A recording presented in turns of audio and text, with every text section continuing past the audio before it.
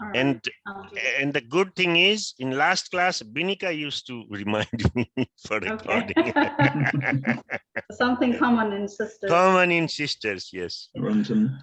So, so far, whatever you did, URS, FRS, and RRA, those you did, those are not your individual responsibility as a validation engineer. So, whatever you did, if you do good, it's good.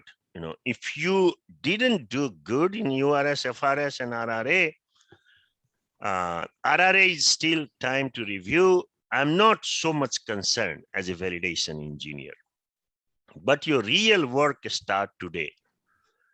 And this script writing is your main work, writing and execution as a validation engineer. Once you understand this, you become validation engineer. If you don't understand this, you're not going to graduate as a validation engineer. I cannot graduate you. Better you're going to do in this script writing, you will have some preferences, you know, and, you know, your going forward, you know, your resume will be prepared ahead of others. The better jobs, like, you know, $75 per hour job will be given to you if you are better. If somebody is not so good, then we have to offer them $55 per hour. I mean, that's how it's going to work. Also, TriDS, like our company, if you're good, then we can give you offer to hire you from day one. So this is your real test. So understand these things very clearly. Ask me question. Writing scripts, writing protocol, and execution is the most important part for validation engineer. Rest, it is like working together. Understand everything together. So RRA, you might not be doing RRA when you go, you know, in bigger company, you might not get chance for next 5 years, because your lead gonna do those work. You are just a validation engineer with 3-4 years of experience who gonna do mostly IQ, OQ, PQ, remember. And all those things you are learning, what I was teaching you is for your career, for your long career. When you gonna become a validation lead and everything, that's when you will need those. But this is, you will need from day one as a validation engineer. Once they hire you, you need to start writing a script and you need to learn how to execute. This is the base of your validation engineering. Any question, any concern?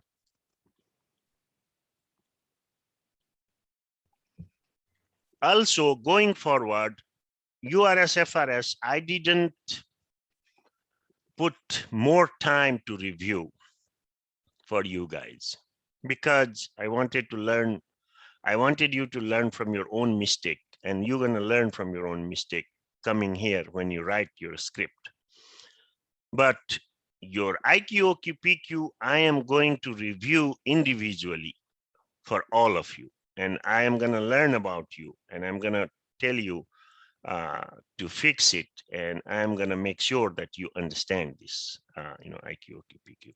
So this is, again, the main thing, and you all have to pay attention to this. Are you guys ready for this? Yes, sir. Okay. Let's go then. And any other question before we start?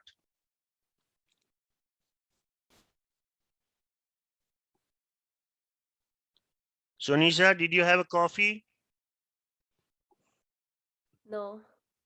That's why you look like, oh my God, sir, what he's talking about. Okay, guys, wake up and let's focus. This is, again, the core thing, main thing as a validation engineer.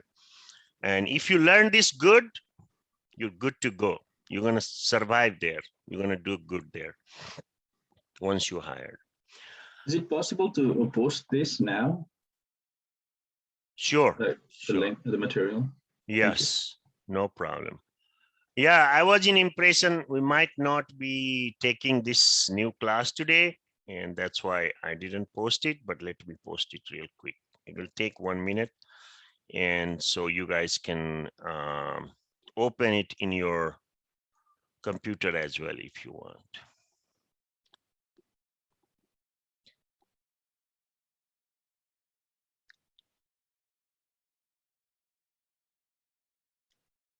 All right.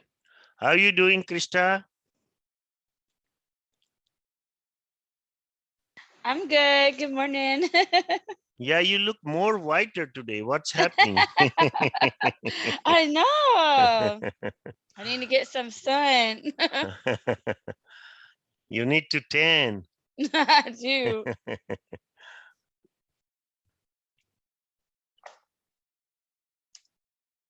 To fit with us. To fit with the brown.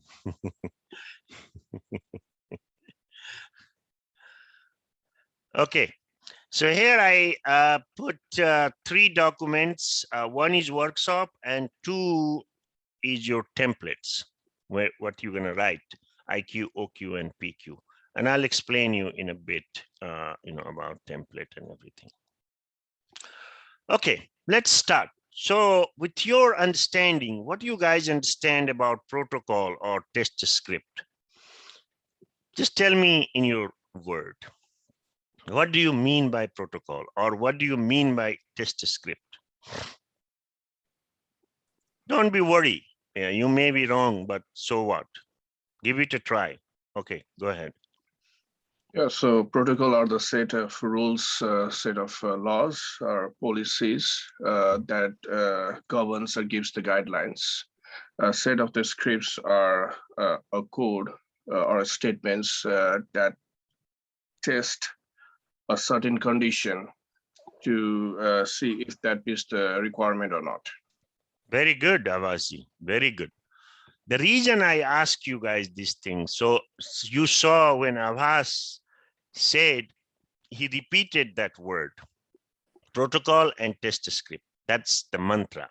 Remember what I told you. Anything to learn, you need 3 things: jantra, mantra, then tantra happens. So jantra is the tool. You have a Zoom, you have a computer, you have mouse, you have this.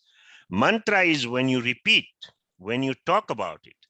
And unless you talk about it, if you be silent and if you be scared that, hey, I might say something wrong, you're not gonna, that word not gonna come in your tongue. And I want you to speak that language. So that is the reason I ask you guys these questions. So go ahead, give it a try. Tell me differently. Rosile, tell me, girl. I think. What is test script? Do you understand? Have you heard these words? Test Protocol, test script? protocol, yes. Test scripts, kind of, sort of. Kind of, sort of, okay. Kind of, sort of. Protocol, I agree with Avash.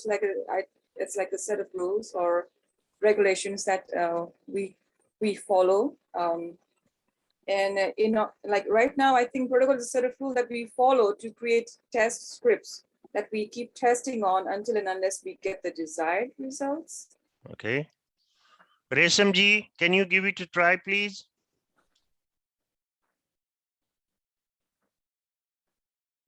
Yeah, of course. Yeah, almost already Abbas told everything. I think that's everything is right there. No, but I And yeah, want this to is the hear kind of from you, protocols your means word. definitely a set of rules which has to be followed. Go ahead. Yeah, definitely, yeah. And as far as the protocol means, as he said, a set of rules which need to be followed. There is a set of rules. Who make the set of rules? It means in our as far as our case is concerned, definitely FDA or ICA, so many organizations there. So we have to follow their set of rules. And test scripts, I don't know, test scripts. Not, I have no idea about test scripts here.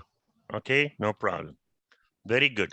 At least you Maybe repeated test those scripts means words. whatever we, whatever we did, whatever we did, whatever we did in our, in our test, the URS, FRS, whatever we are doing right now, I think we have to concentrate with that case, that is test scripts. Okay. Yes, David, go ahead. Please tell me. So for protocols, I would Mhm. say it's, there's a set of procedures or rules that need to be followed. And Mhm. then test scripts pretty much is making, like, it's testing those instructions or what's needed to be done to make sure that the system is working as intended. Very good. Very smart answer. Good job, David. Who else? Arjun sir, you want to try? Yes, sir, I'll try. Okay. Protocol is a hierarchy of rules, hierarchy of code of conduct, Mhm. and which we need to follow Mhm. in terms of to execute the task. Mhm. Very good. And Test test script. script, the test, I know the word test, I know the word script, but it combined together, it is very confusing for me. What does this means? No problem. That's why I am here. Mhm. Ishwarji, tell me something. You're on mute.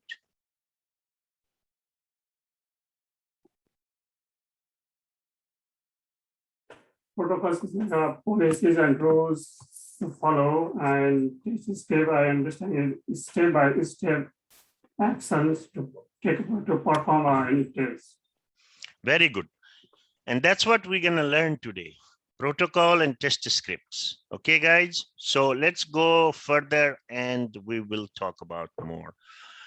Objective today is how to include requirements with test objectives and acceptance criteria, how to write the test preparation and setup section, how to write clear, unambiguous test steps and expected results, how to verify reports and bug fixes, how to avoid future discrepancies. So there are few foreign words you guys just heard. You're gonna understand, you understand requirements, but you don't understand yet what is test objectives, what is acceptance criteria, what is test preparation, TEP, or setup section, and then also you gonna understand today what is test steps and what is expected result. These are the things you are learning today, and pay attention to each and everything because you have to write it individually. And going forward, no more teamwork, no more telling each other. Now from today, you guys not a friend, you guys are competitors, because I want you to do this on your own. Don't copy from somebody else. Unless you do it on your own, you won't be able to become a validation engineer. That is very, very important part. Also, what is bug? Reports and bug fixes. What is bug? And we're gonna learn about today. And also, you're gonna learn about discrepancies. What is discrepancies? Those are the words you're gonna become familiar today, and start doing it and start speaking about it.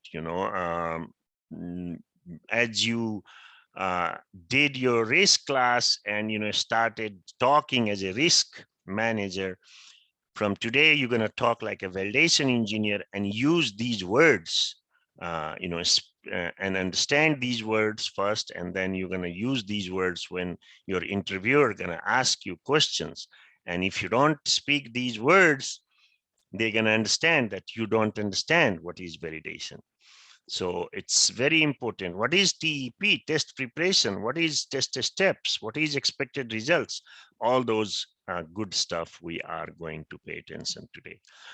Test objectives and acceptance criteria, test preparation and setup, step instruction and expected result, observed results, report and bug fixes, combining protocol, avoid future discrepancy.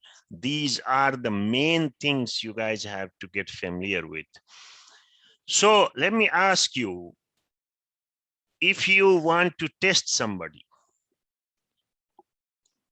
how do you test? Like, if the girlfriend tests boyfriend, the boyfriend tests girlfriend, how do you guys test each other? Or if you're testing your friend, how do you test? Well, you need like an end result, right? So you want to find out. Uh-huh. So let's say for the boyfriend or girlfriend, right? Just for example. Uh-huh. Okay, are there going to be a good boyfriend or girlfriend? Okay. And then within that test, you need certain things for them to pass, which is like Okay. criteria, the acceptance criteria. Okay. And I guess if they fulfill those qualities or that standard, then you have your answer. Yes, they are, or no, they aren't. Very good, David. Seems like, might be some interesting story with you, which we will talk offline. We'll talk offline, but yeah, that's what it is. And, in day-to-day life, we tend to test something. How do we test? What is the process of testing? How, if I need to test something, how I'm going to test? That is my question. Can somebody also add something here? David said it right, but anybody wants in their language? Yes, sir. Try to know the attitude and intention of the person. I think we can understand things. Arjun sir, you still stuck with the girlfriend example. I like that. You can sir. give me any other example as well. Seems like everybody likes it. No, I mean, you're right. So there are some basic things which we will talk in a bit, but go ahead. Anybody else wants to say? I'd like to say, like, since I'm in car business, so Okay, very good. Sometimes we do like a pre-qualified. Perfect. Pre-qualifies the customer, doing their like need assessment, and yep, just going from there. So just Yeah, I mean, you guys use that word test drive. Am I right?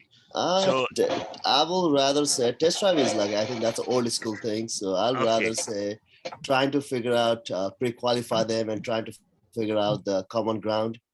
Very good. And because like a lot of time, like for example, like let's say like someone come from Nepal, they want to buy a BMW, they come to my dealership. Like for me, the biggest clearing grounds is we're from the same country. That's like kind of like a soul deal for me. No, that's like your selling pitch. Yeah. That's your selling pitch. I'm not talking about selling pitch. I'm talking about how do you test? No, I meant to say that's what I'm saying. I always try to do pre-qualifieds and try to see the common ground. That's what my strategy is. Sure. Anybody else? Avinash? Yeah, Ravi sir, go ahead. How do you test? Well, there are some certain set of questions in anything you start with. Like 5 things there. Being from news, we always used to think what, where, when, why, those kind of 5 things.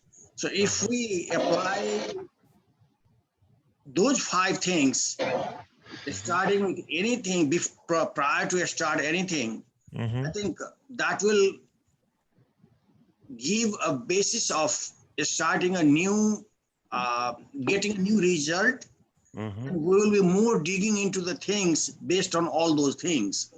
So test like what is going to happen in the future.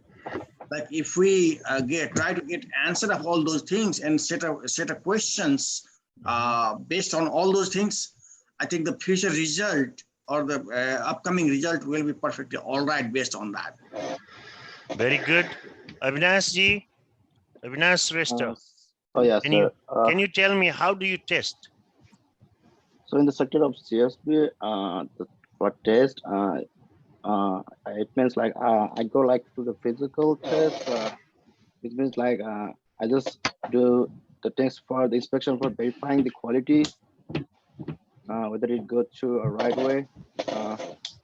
Okay, have you tested your girlfriend yet? No, I don't No? have. I don't have.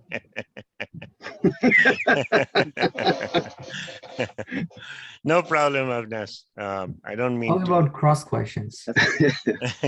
Okay, It might be. Girjaji, Cross what is questions would be a great cross idea. I think. questions? Okay, where does that cross question come from? Like you have certain questions, like somebody answers it, and like if you think it's like kind of untrue, you can go and tackle that question with a cross question, so you will know that the attitude or the intentions of the system or girlfriend, whatever. Okay. Right? Milanji, anything to say? Add? Yeah, I would say that first we need to calculate our desire, how the system gonna perform, Okay. and we can compare the desired and actual performance, and we can Very test that way. good. Very good. You are on that line. Samiksha, did you test your boyfriend or husband? How did you test? I haven't tested it. Okay. So No I problem. think you just need to know like what you want. You know, you need to set up your own criteria, and Okay. then you can test it. So Very you good. can just match whether it matches your criteria. It falls under your the desire. You know, as Milan says. Very good. So she talked about desire, the criteria. So we're going to talk about that criteria. What is the criteria? And then, you know, you guys can connect together all the dots. Yes, Resamji, go ahead. Resamji? Yeah, yeah, almost. I am also, I agree with the guys. Yeah, I'm speaking here. So yeah, there is, of course, there are so many parameters to test, I guess. Like, it depends on the, what we are testing. But as far as our test is concerned, it should be, as there the bugs, bug fixes, all that. Of course, definitely, we have to first determine, that the result or predetermined result we get achieved or not, right? Okay. If we didn't achieve, why we didn't achieve, and we have to run through the system, whatever, right? If there is something wrong or bug something, we'll fix that off. And definitely, what is in the worst scenario and what is in the a good scenario, we have to test like those things too. Very so good. Parameters depend. Parameters, we have to yes, test all the parameters. Worst scenario, good scenario. Exactly, exactly. So now you guys are talking more, and now it will be easy for me to explain you, what is the desired, acceptance criteria, or what is the, set of, expectation which you trying to achieve in order to, as an outcome of the test, and then, then how you test it. So Nisha, anything you want to add? No, I agree with that. Agree with what? Repeat that word. I agree with first we need to decide what we want. Okay. What is the criteria we want, and later then we can get the expected result if we focus on criteria. Very good. Have you tested your boyfriend ever? No. No. All right. In day-to-day life, we do tends to test things, and we get tested as well, in a personal life so many times. So in order to test anything, you just need first what you trying to test. What is your desire? Test, what you want to achieve out of that test. So remember now, I showed you that V model where URS, FRS, and design. These three things and configuration. These four things are specifications. So you have predetermined specification now. You have URS and FRS and design. Design, you guys not gonna make it, but developers and admins, they will make the specification. Now, those specifications needs to be tested in the system, that whatever you said in your requirement, in your user requirement, functional requirement, that my level printer, can print 1,000 copy. Now you need to test it. Am I right? So whatever you said in your URSFRS, remember I told you one of the characteristic of URSFRS is it has to be testable. Now, testable where? Now, the point when you're going to test them. So specifications needs to be tested. Specifications means user requirement specification, functional requirements or system requirement specification, design specification, and configuration specification. There are 4 types of specifications. And, when you're going to learn in validation plan class, you're going to understand which specifications allows what kind of system. But that's not the point right now. The point is all those specifications needs to be tested. And whatever you said in your specification, you are expecting that result. If that result doesn't come, then test is failed. And if that result comes, test is pass. Any question here? Does anybody have any confusion here? So a specification needs to be tested. A specification is your desire. A specification is your criteria, parameters, whatever word you guys want to use, that's what needs to be tested. How to test? Now we're going to dig into, nitty and gritty of it, that, how these tests needs to be written and how these test needs to be, prepared, because there is an engineering way, there's a technical way to write those tests. And that's what we're going to focus on. Can I move on? Okay. I think David is raising hand. Yes, David, your hand is still raised.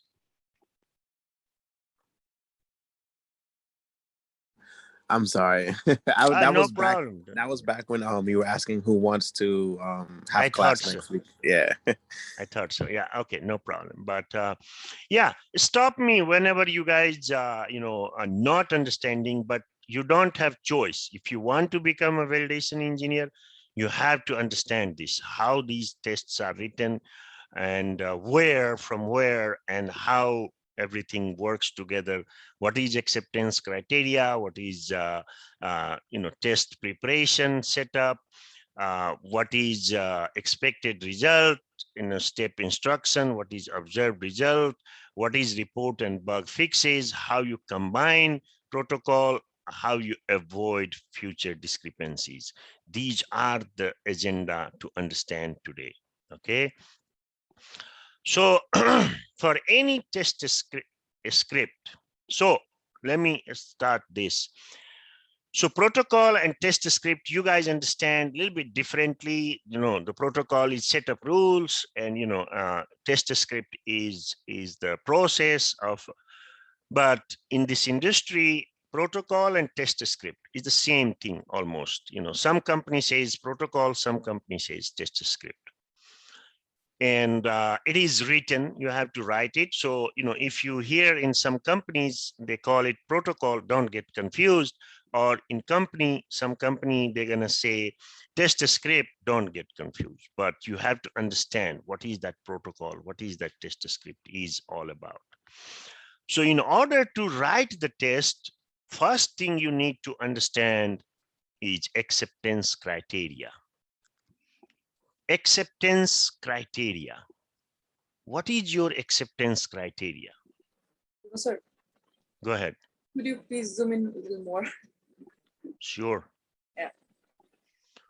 Whatever you say, Rosil. Your wish is my command. All right. So can you see it now? Yeah, this is good. Yeah, because those were like little, really small for me. So Oh yeah. No, don't be worried. I tends to make you guys laugh a little bit, so you don't get too serious in the class. If you're serious, you're gonna miss the point. So be light, be easy. Even if you're not understanding everything, don't make British face. Just relax and and ask the question. So acceptance criteria, what is, so in order to start any test script or any protocol, first thing we need to understand what is acceptance criteria. Can anybody tell me, what do you understand by acceptance criteria in your own word or in your own language? Like satisfied sets of result that matches or gets close to predetermined standard. Okay, good job, Durgaji. Very good. Yes, Ravi sir. Prerequisite of the test, that is what I call acceptance criteria. Based on that prerequisite, what you are going to put in that test, so you have to understand what is the requirement or what is the what we are going to test on. That's right. That's right. Sakusali, anything you want to add? What is acceptance criteria? You're on mute. You're on mute. Yeah.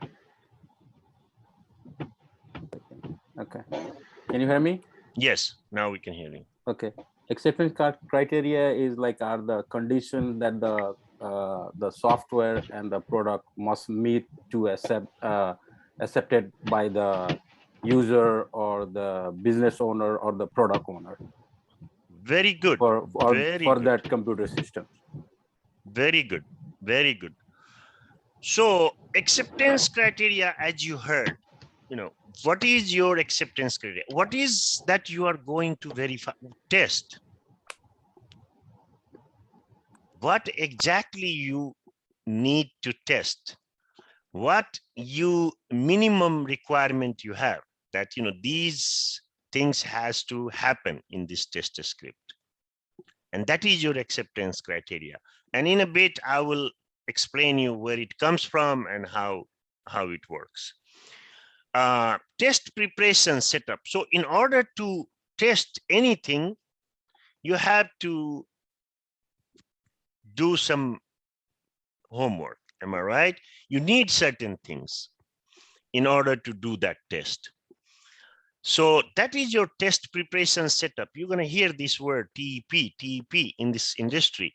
What is your TEP before you go and do the test? What is the TEP of your test? Sandesh, what do you understand by TEP? Can you give me any example? It's like more like analyzing the requirements needed for the validation. No. What is your TEP? If you want to test something, what is your TEP? What is your test execution preparation? Manojji, what is your TEP? Asking the right questions about the preparation. No, you're off. Nayanji.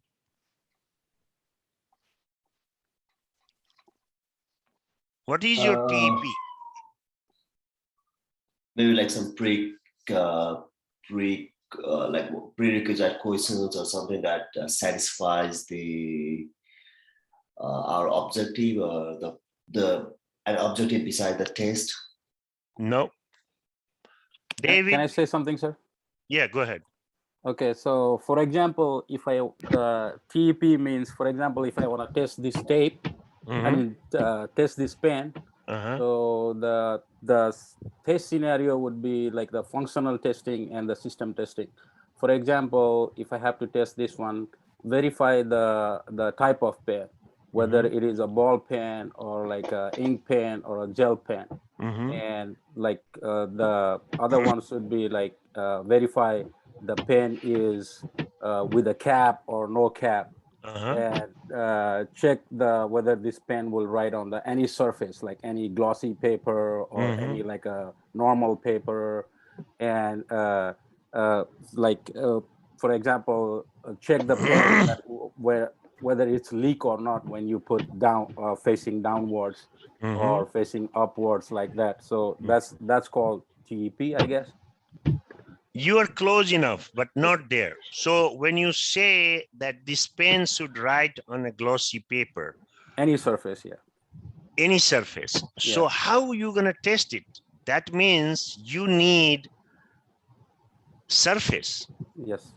Am I right? Yes. In order to test. Yes. So in test preparation, first you need to bring those surface. Oh, makes sense. That is your test preparation. That's when your test gonna perform on what? So whatever things you need in order to perform that test is your TEP, test execution preparation. Anybody else wants to add anything with example?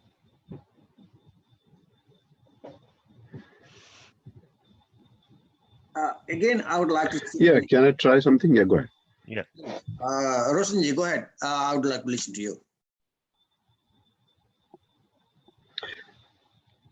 No problem. Go ahead. You raise your hand first. Go ahead. Sorry. Go ahead. Again, I would like to say something based on my own experience here. Like if you go for examinations, test preparation means it's not having so many seats there to fit in all those candidates for the examination. Our concern has to be how to set up those questions to examine those students in the right way. So those desk, bench, classroom, and other things will be done by something else. That is physical thing is still there. But our focus has to be there. Am I asking questions from the chapter I made available to the students? Do those students understand all those things I'm asked? Like there is an issue with students boycotting the exam, saying that, well, this was not, you didn't teach this thing and you are asking this thing. So having those kind of, to avoid from those kind of failures, we need to test ourselves before testing others. That is, I think, TEP. Okay, I mean, you are thinking a little broader aspect, but here in the script level, we're talking about the script level. When you're writing the script, what would be the TEP? So we'll get there in a bit. Yes, Resamji, you wanted to say something? Yeah. Go ahead. Yeah, I think this sentence really makes very clear. Test, execution, preparation. It means what do we need to execute the test, right? That's, I think, this is very simple. What do we need in order to execute the test? That's what do we need? That's correct. Yeah, exactly. So in our Give me in an our example. case, as far as our case is concerned, like URS, FRS, yes, like what we so that meet the standard, like URS, FRS, so what are the risk assessment, all those things comes into under this, I think, preparation, execute the test. Everything we go, to collect all the, requirements, like, the URS, FRS, everything in the past we did, right? And then after we do the specification risk is not assessments, your... everything documents, then after on that basis. Yeah. The SMG specification is not your test TEP. Krista, you want to talk about it a little bit? Well, no, I mean, it's there. Like it is, when you have a test preparation, I mean, you gotta just, what comes to my mind is I kind of set myself like, if I'm preparing myself before I put my makeup on. What do I need? I need to have this, this, this. I need my eyeshadow for my eyes. I need my lipstick for my lips. Like it's the same thing, but you're doing it for systems. Yes. So So it's pay what you need to attention. be prepared. Yeah. So pay attention here. First, you have acceptance criteria. Acceptance criteria means what is that you are going to test in this test script. But in order to test these requirements, what are all the things you will need? Can I say an example? Yes, David, go ahead. So to go back to like the boyfriend and girlfriend thing, Yes. if you want to test Uh-huh. if someone's a good boyfriend or girlfriend, you first need to have, someone to test. You need to bring that individual, and you need to bring yourself, and then you proceed to conduct the test. So you need what you're testing. Yes. You need to acquire, you can't have a Exactly. test. Yeah. Exactly. Take it as this way, that in order to test your girlfriend here, that's your acceptance criteria. First thing you need in TEP is you have to have a girlfriend. Am I right? If you don't have girlfriend, how are you going to test your girlfriend? So that is your TEP, So Test execution preparation. as you said, Rosher, in acceptance criteria, so there should be like, suppose you said that the printer is able to print 1,000 papers. So in acceptance criteria, it should be able to print 1,000 paper. And in test preparation setup, it should be like, we need to have paper and ink. That's correct. Enough paper, enough ink to test that criteria. Exactly.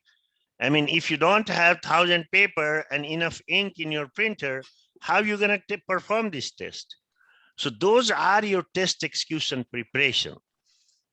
First you have to think ahead that what are all the things I will need in order to do this test. So good job. So test script structures are like this. And pay attention, each and every test you have test a step, and every step has to be unique. So it's like 1, 2, 3, 4, 5, 6, 7, 8. So you can connect to each step. Then you have step instructions. So step instructions are what you need to do to test it. And then what you are expecting out of those steps is your expected result. And then later, when you execute, you're going to have observed result.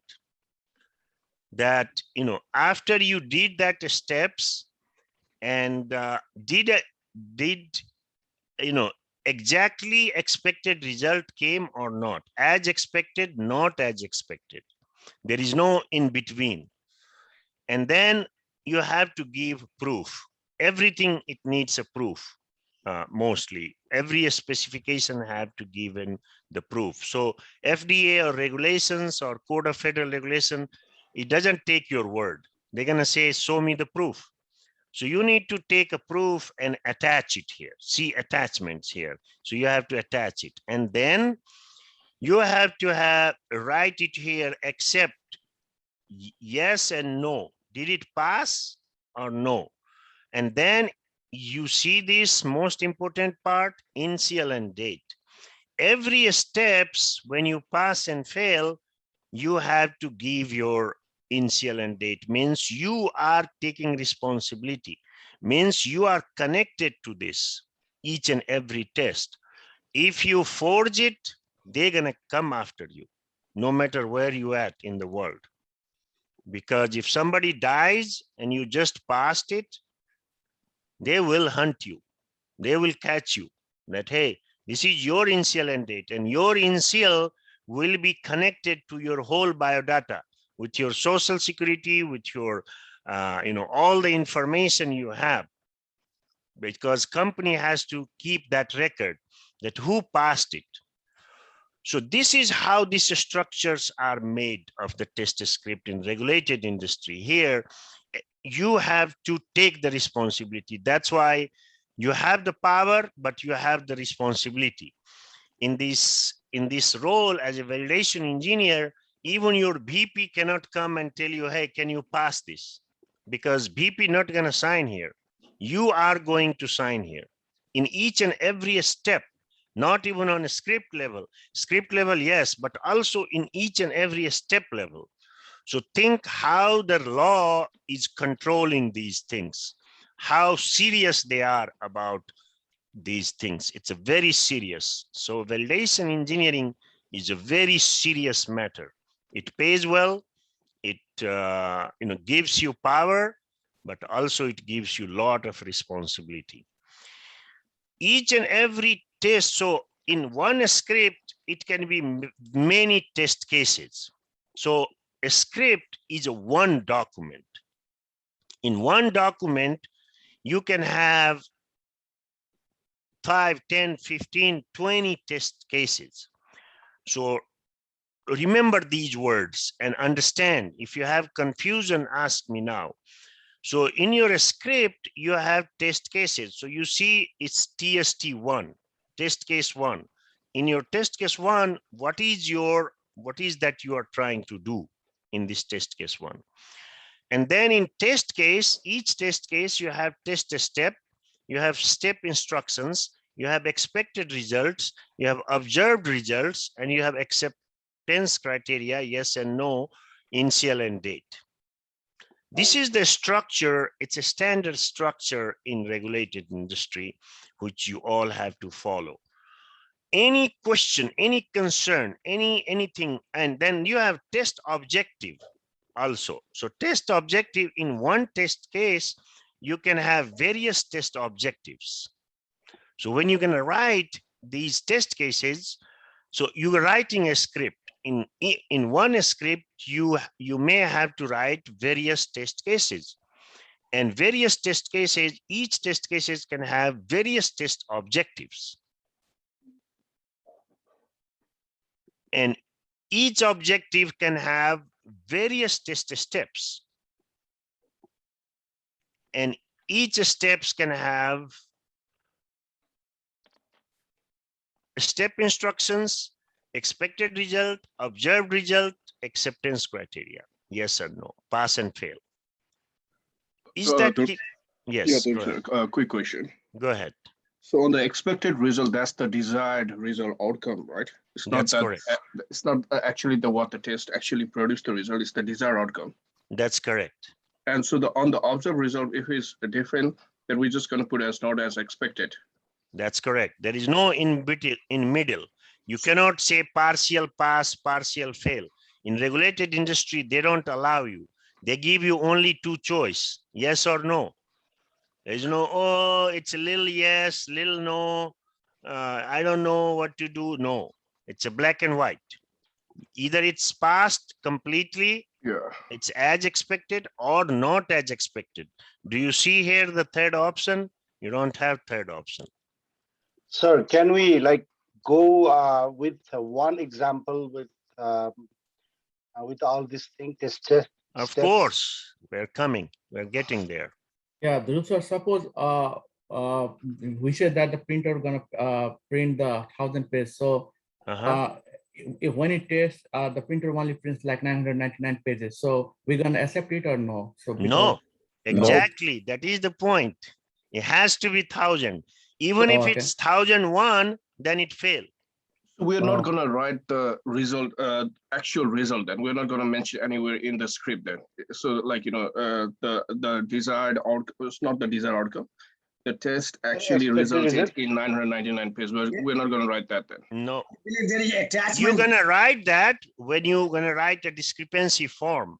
If saying that it failed and what was the failure criteria, that's where you're going to write. It's a different form when you're going to fill that it was only 999 pages, or you're going to write it was 1,001 pages.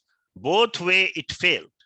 So if it fails, then that's when you write the discrepancy, and you don't write it in the expected result. That's correct. You don't write it in expected result. You write it in a discrepancy form. Do you write anything in there? And here you just fail, pass or fail.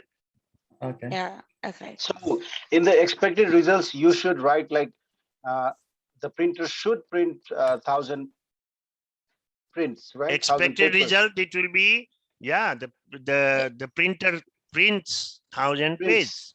Yes. Okay, no negatives, like No it didn't negatives. print or nothing, not there. No. So even when you do this, even like, so say you did have a discrepancy, would you wouldn't write refer to discrepancy or anything like that in the expected result? So in discrepancy, you're gonna say if it failed, for example. If it passed, then you don't need to Right, I get that. write a discrepancy form. But if it failed, then you have to write a discrepancy form. Here you fail, and then you write a discrepancy form, and then you explain everything that what happened exactly. And we'll we'll get that into other class. But right now, my more concern here, go ahead, Durgaji. So on the result, it says attachment. So we attach the attachment when the result is expected. Yes, so when you execute it, so there is two phases of these documents. First, you're gonna write this, right? Okay, and then you're gonna get it reviewed and approved. Once it's approved, effective, then and system is ready, environment is ready to be executed. That's when they're gonna tell you, hey, now you can go ahead and execute it. Then you are allowed to print only one copy. Understand? These are all controlled. So one copy only, no more than one copy. You cannot make another copy. So you print one copy and then you execute it. When you execute it, that's when you're gonna do what your step instruction says. Verify expected result exactly happens or not. And then you're gonna click here as expected or not as expected, and pass and fail. And then initial and date, and take the attachment, take the proof, Praman.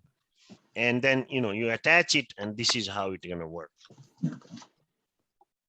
Any other question, concern you guys have? Do you understand? So, go ahead. What do you write in the step instructions then?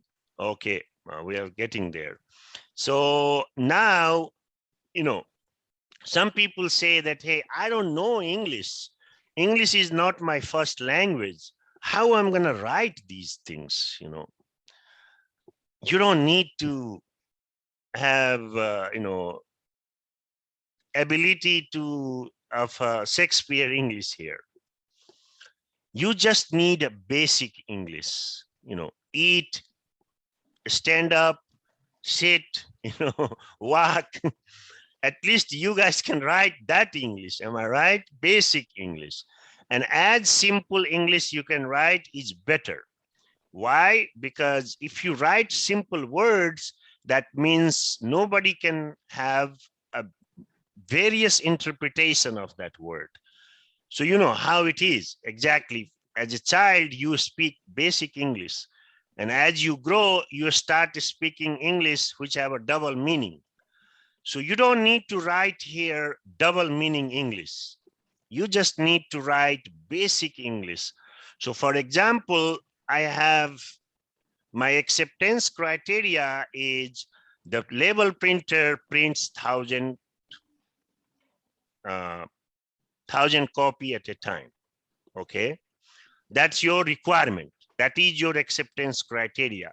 Now in my test preparation TEP, what I'm gonna say that I need a, of course, printer is there. I need 1,000 copy, 1,000 paper, and full of ink. Those are my test preparation. And then I need a label, which I needs to print 1,000 copy. So those are your test preparation. Now, when you're gonna write here, what you're gonna write in a step, that go to the printer and select 1,000 copies, select your label. That's your second step. Same step, you can write 4 steps. So go to label printer software and select your label, which you need to print, and put the number. When you select the number, put the number 1,000 and click on print. That is your English, all the English you write here. So what you need to do as an action, what is your steps to get there? Then your expected result will be the printer printed 1,000 copies of label. That is your expected result. And now these two observed result and acceptance criteria, right now, you don't touch it. Just leave it as is when you're writing. But when you executing, then the tester, what the tester gonna do? The tester gonna go and follow your steps. Whatever steps you're gonna say, they're gonna follow these, and then they're gonna make sure that 1,000 copy printed. He's gonna count all those 1,000 and everything looks good. Then he gonna say here, as expected, and he gonna scan those and put the attachment. And then he gonna pass and fail and initial and date. That is execution part, which you're gonna learn next week. Right now, you are learning only how to write these things, nothing to do with observed result and acceptance criteria. Is that clear? So we have to write the test script for every URS and FRS. That's correct. So we have to That's focus correct. mainly. So we have to focus mainly in the FRS or the URS. So Yeah. we will get there. Keep that thought. So in your, so now there are three kind of tests: IQ, OQ, and PQ. And in OQ, you're gonna test each and every FRS. In IQ, you're gonna test hardware and design. And in PQ, you're gonna test your URS directly. So we'll get there. But first understand this structure here, how you can write the test. So does anybody have any question? You don't need to know a lot of English for that. It's a technical document. You just need to give a steps instruction, which is basic English, as simple as you can write, so anybody can test it. Yes, I have a question actually. Yes, go ahead. Yeah, so this might not be relevant, but like, you Go know, ahead. when you, the last class, when you discuss about the COTS, commercial off-the-shelf software, mostly for the COTS software, this might not be important because they already have a predetermined expected result and is supposed to function as it is. This might be more relevant to the customizable or the personalized software then. No, Avas. Every software has to be tested. So you are going in a different line there, and we'll explain that. So don't be worried about that right now. Don't connect that one with this one. First, focus how you can write a script, how you can write a protocol for any system. It doesn't matter which system they give you. What do you need? First, you need your URS and FRS and RRA. Why do you need URS and FRS and RRA? Can anybody tell me now? Which you did just now. URS and FRS gives us our what we should write under expected result.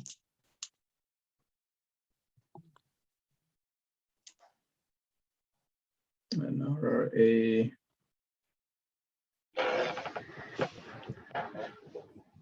Maybe in order to perform OP, IQ, and PQ. Okay, but how? Why it is connected? What is those documents have used for your IQ, OQ, and PQ? That's my question. Connect the dot. Why did I teach you URS, FRS, and RRA? To write the test script. Okay, but what you gonna do from there? What you gonna take from there? How it gonna impact your test script? We're gonna evaluate our acceptance criteria then. with the Okay, risks. that's All right. one thing. Yeah. That's one thing. Because we know what we're looking for. So when it comes to like the URS and FRS, we were looking for specific functions and we were trying to figure out if they would work or not and if they were necessary. So now when we're doing the test scripts and the test preparation, we know, okay, well, this dimension, I don't know. I can't really give an example right now, but I think I know. Yeah, no problem. You're right. You're on the line. So 3 things, guys. Pay attention. Okay. So URS, FRS. Can I say something? Go ahead, please. Okay. Yeah, because at the beginning we said our all FRS and URS has to be testable and traceable, right? That's why we need to follow that thing. That's why I believe that's why we do this. Whether we did URS FRS in our requirement or not, so we have to traceable. It has to be testable. That's why I think. Very good, very good. You guys are in line for that purpose. So coming to the point, so now each and every URS and FRS needs to be tested. But remember when we did RRA, risk. So now if risk priority is high and medium, then what you're gonna do? So when you're gonna test this requirement, say for requirement, the printer should print 1,000 copy. If you guys as a team decided that it's a high or medium risk, then in that case, you're gonna write not only one test for that, you're gonna do rigorous testing. What is rigorous testing? So rigorous testing is, so one test you wrote that, hey, open your label printer software, select the printer label, print 1,000 copy. Okay. And expected result 1,000 copy prints. Am I right? Now, since this requirement have risk priority high or medium, I have to write another test, which test will be open the label printer software, select the label and put 0 copy and click on print. So now I'm doing negative testing of that requirement. Oh, so it's high. So when it has a high risk, then you have to also do negative testings. Negative yes, testing. all kind of testings. Yes. So 0 or positive and negative. 2 copies. Yes. Also, you can try 1,002 copies and let's see 1,001 copies. All. Will it allow you or not? Or does it print 1,001 or not? In that and you do case, that on the same test script underneath each other, right? Yes. And that case, those negative case, you have to have a negative result. Then only it pass. So if your specification says it prints 1,000 copy, and if it does print 1,001, that means you're gonna fail your result. And if it doesn't print 1,001, then you're gonna pass your result. Do you understand? Mm-hmm. But we have to do it in this script. In this script, yes. So you're gonna have to go and look at your risk document. So this requirement, so I have acceptance criteria. I have 4 requirements to test in this script. I'm gonna check what is my risk on these requirements. So 3 requirements is low and 1 requirement is high or medium. Then I'm gonna make sure that that requirement or that acceptance criteria also we have to write negative test, rigorous test. So that's how now you connect all these documents together. So you have URS, FRS. URS will be tested in your PQ. FRS will be tested in your OQ. And then risk will determine how you're going to test it. If it's a low, then just test it straightforward. You don't need negative testing. You don't need rigorous testing. If it's a medium and high, then you need negative testing to try to break that, all aspects, see that what if, because it has a risk, so you're going to test differently. Am I right, David?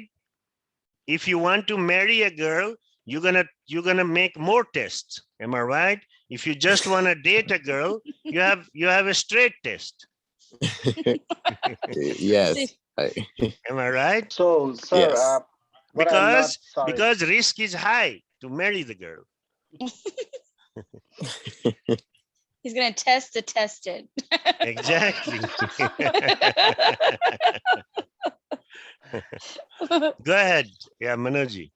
Sir, so I'm just focusing on this script we are learning right now. So we did the positive testing, we did the steps and criteria, everything here, and we did the positive testing and wrote on the expected results that it should do this, right? And right below there in this script, in other box, we write the rigorous testing. Yes. So now you write one test here for a straight positive, and then another one for negative. And or you can write first negative and then positive test. And what I write in the expected results for the negative too, same thing? In negative test, you have to say, if, for example, very good question. So in negative test, you say, hey, try to print 1001, and in your expected result, that it should not print 1001. Yeah, that's what I was saying, you know, because yes. Expected results is not like negative. Yes, not, not printed 1001 page. And if it's not printed 1001 page, then you pass. But if it does print 1001, then you fail the test. Okay. So makes sense? Now I get it. Okay. Anybody else have any question? Yeah, I have one question. Go ahead. So for the negative one in the expected result, can you also write like, okay, the printer should print 1000 copy instead of writing like it shouldn't print 1001 copy? Yeah, so in your positive test, it should print 1000 copy. In your negative test, it should not print 1001 copy. No, it should print, right? It should not print 1001. It shouldn't. Because your specs, your URS FRS says only 1000 copy at a time, not more than that. Oh, but we tested negatively, but it shouldn't do that. So you say should and should not. So that's how you know it's negative, right? That's correct. Okay. You're right. Should not. Okay, yeah. Chaitanya, anything, any confusion here? No, I'm trying to see. Yeah, I thought you got it. Yeah. So if it's Prajita, any confusion? I think you got it, girl. Yeah? Yes, sir. Yeah. All right. I'm good. Okay. Anybody else? Yeah. So if it's a negative testing, then there would be, it should not print. So if our FRS is like, it should print 1000 copies, then the negative testing will be, it should not print 999. That's correct. Not print 1001 copies. That's correct. So like one by one. One by one. You write few tests, negative test, because why? Because your risk, in your risk assessment you did, this requirement have more risk. It's a high or medium. That's why I need to do rigorous testing. I need to do negative testing as well, just to make sure, because the risk is higher. David is marrying that girl, so he have to do negative test too. But he is just dating, then he can just test one test and that's it. Who cares? Is that clear? Sir, but we don't have to mention it's a negative testing, right, sir?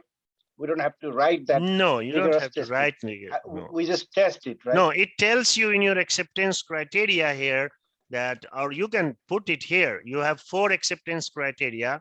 In one, it has a high or medium risk. So you can put here, this one have a high risk. And so when I go and see as a valid, I'm going to say, hey, this acceptance criteria have a high risk. So I'm going to check, did you test negative test for this or not? Make sense? Yes, sir. All right, let's move. So pay attention now. Now let's go dig little kind of granular thing. So, you know, we just understood the basics, how these test scripts will be written. And now let's see test objective and acceptance criteria. So the test acceptance criteria section, you're going to list your test objective in acceptance criteria section of the test script. Clearly document the test objective for every requirement and reference the associated requirement number and risk priority rating. That's why you need to put risk priority rating. Okay. So we can understand that, this have a high risk, medium risk, low risk. So this is how you're going to write. Your first requirement is the system allows the SD stability coordinator to update the value in the level field for inventory record in an active stability study. This is the requirement. Now he wrote, this is FRS number this and risk priority is medium. So now when you're going to write the test here, I can see that it's because of it's a medium, you also wrote test negative test. But this requirement, this is medium too, and so this is, but if something is low, then I'm going to make sure that low just tested once. That's it. You don't need to waste your time, energy for low risk requirements. Is that clear? So yes, so your acceptance criteria is your requirements which you're going to test. Okay. Your test objective. So in one test case, you are testing 5 acceptance criteria, 5 requirements.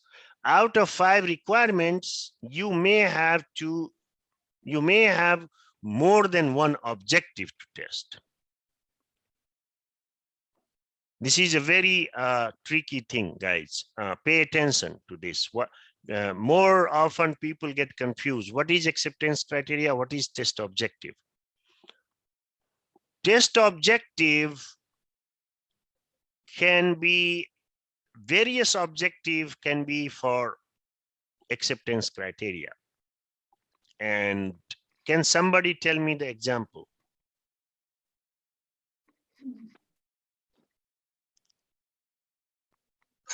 Can you repeat the question, one more time? What is difference between acceptance criteria and test objective?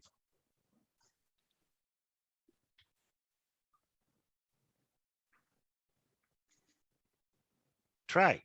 Yeah, acceptance criteria would be the basic things that you need to test, and but the test objectives will be the process that you did for the testing. That's correct. I agree. But give me an example. Not good with the examples. Okay. Anybody can give me example? He said it right, but I need an example.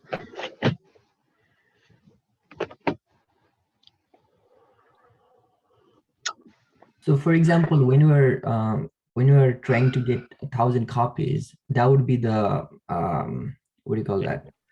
The first one, and the second one will be checking whether there are 1,000 copies or not, or having that much of ink that needs to be printed for 1,000 copies. That would be the text objective, I think. No, that's your test preparation, TEP. So I will elaborate it a little bit. So since we're going with 1,000 copies, so the first acceptance criteria will be, we have the printer, we have the 1,000 papers, we have the sufficient ink, and the that's not your acceptance criteria. No. That's your TEP. Yeah, So yeah, the TEP.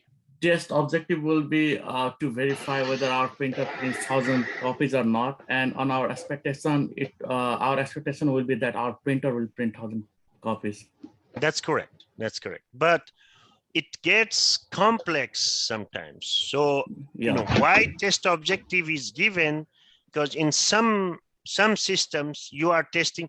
So in one test case, you are not testing only one requirement, print the 1,000 copy. If you are testing in one test case, you are testing 5 requirements. In those 5 requirements, you may have more than one test objective. So for example, 3 requirements you're going to test under one test objective, and 2 requirements you're going to test under second test objective.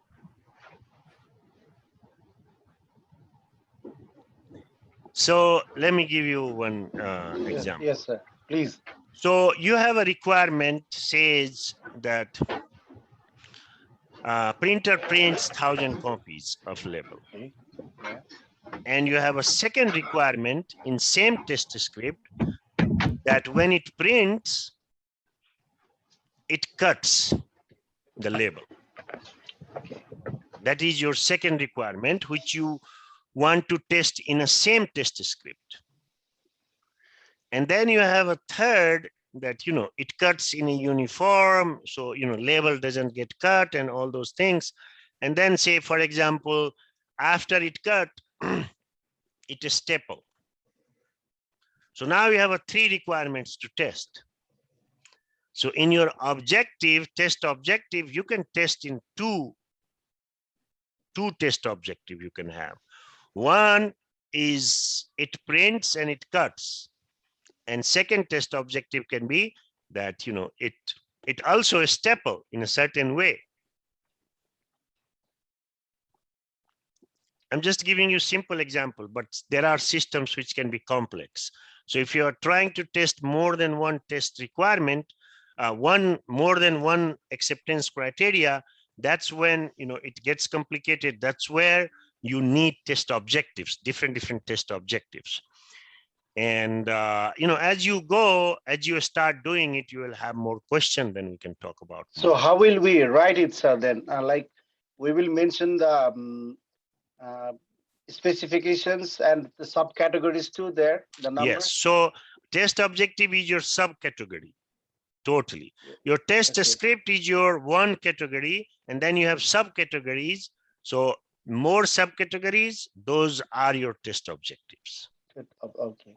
Okay, so add your test objective to the test execution section here.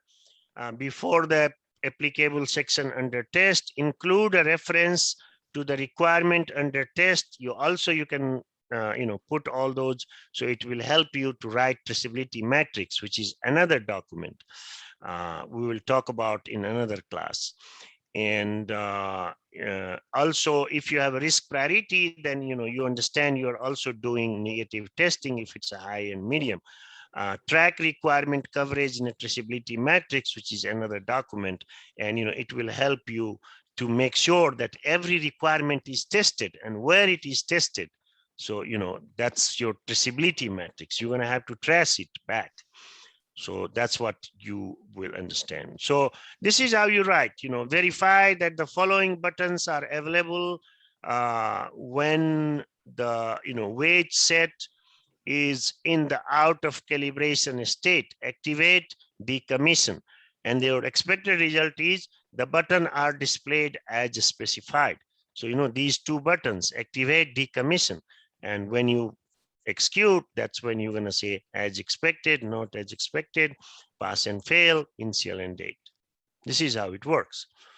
So another example of test objective, you see, if you perform regression testing, also include that requirement reference.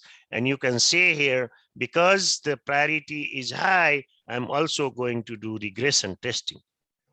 So more clear your script is, it's better for everybody. You know, for your tester, for your reviewer, for your valid, everybody gonna know what you're trying to do here. Am I right? So, yeah, so that's. Sorry, yeah. So you put that, so you do write that in your objective then. That's correct. The regression beside your FRs and the risk. That's correct. Got it. Quick question. That very example that you just showed has risk priority low. So risk priority low does not. No, risk priority low is not. No, risk. You cannot do regression testing for risk priority low. It's example. You can write regression testing if it's needed here. That is the point here. Yeah. Just because it's slow does not mean we don't need to do it. There are cases when it's slow, we have to do it. So low, you don't do it, basically. Okay. Yeah. Just keep it that rule of thumb, so you don't get confused right now. When you have 10 years of experience, maybe I can talk differently a little bit. But right now, just go straight forward. Okay. So this is how you write your acceptance criteria and test objective. Acceptance criteria and test objective is not a repetition. You don't need to repeat it. And also in your test objective, you can kind of combine these things. So if you have, acceptance criteria 5 requirements, in your test objective, you can also combine or synthesize, your requirements and say, this is my test objective. Okay, so these examples we will talk when you are writing, and I can give you some insight. Okay, so quick check. What is the purpose of test objective? Avinash, A, B, C, D, E. What is the answer? What is the purpose of test objective?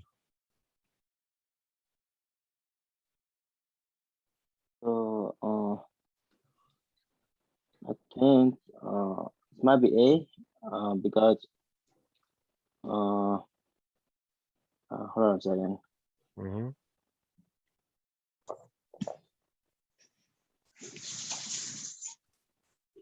Like similar like A and B. Okay, very good. Anybody differ with Avinash?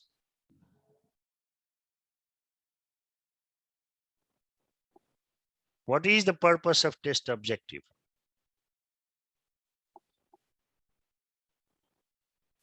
B, sir, says that all acceptance criteria has been met. No, sir. Okay. I would prefer D state the requirement that is going to be Yeah, verified. I'll go with D. Where D? States the requirement that is going to be verified. Yep. Yeah, I Okay. also go with D. So majority of people saying D, why not A?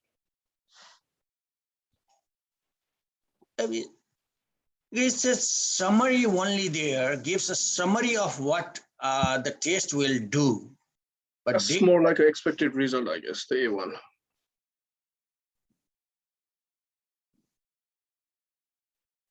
Okay, so I'll go with the group majority. D should be the answer. No, is that correct answer or not? It is a correct answer. Oh, thank you. Yes. Yes. That is what I was thinking, yeah. But I have to respect the majority. No, it's not about accepting majority, accepting what is right. In this case, Ravi sir, it served me two purpose.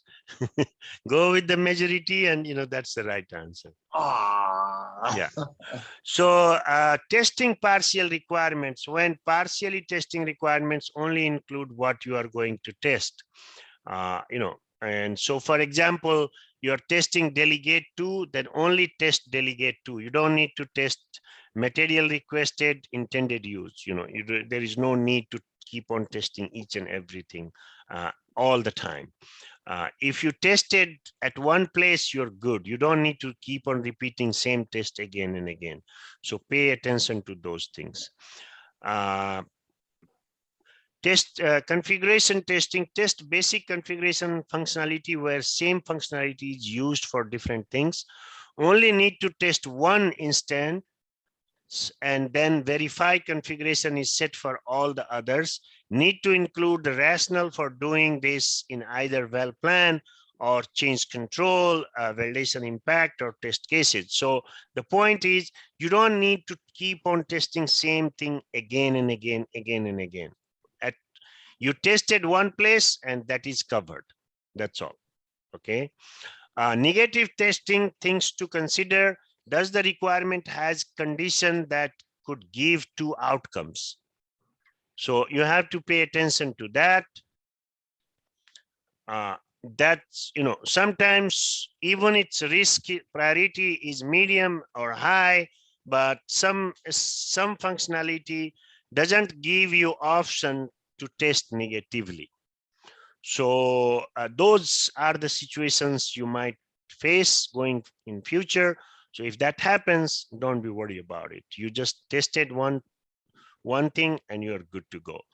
Does the requirement risk level require negative testing? So make sure that, go and look at your RRA, and if these requirements have a medium and high risk, then of course you need to test negative testing. Can the requirement be tested negatively? That is the question as well you have to ask. So for example, when the link is selected, the system allows the user to select protocol. Only protocol in active studies can be selected. So, can you do positive and negative? So positive is protocol in active study and protocol in study that has not started. So there is two different state of protocol. Can you select both? That is your negative testing. So, you have to check that, can I test this functionality negatively or not? And if I do, how can I test it? Those are your question. Negative tests show that protocol in a study that hasn't started cannot be selected.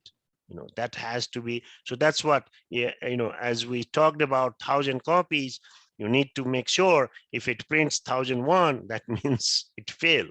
It's not pass. More is merrier. That doesn't allow in your regulated industry. There is no more, no less. Exactly as it says in your specification. Regulated industry doesn't take any extra, because those extra things can change the whole thing, whole system. So no more, no less. Exactly the same. Whatever it's written in the specs, that's what it has to happen. Period. There is no change. Are you guys okay? Wants to take a break for 10 minutes? Okay. Okay. Krista, come on, you have to speak up, girl. I've been talking, and I was like, I've muted myself. I was on mute earlier. I was like answering you back. And I was like, all right, 10 mute. minutes break.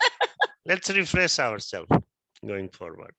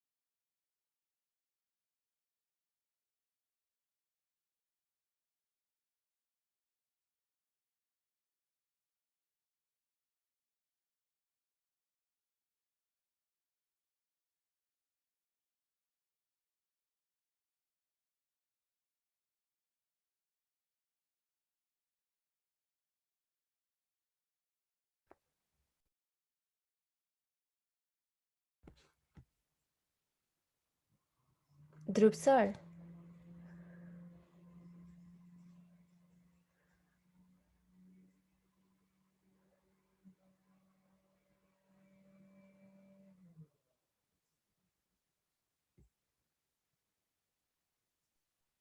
Chaitanya, had your coffee, tea?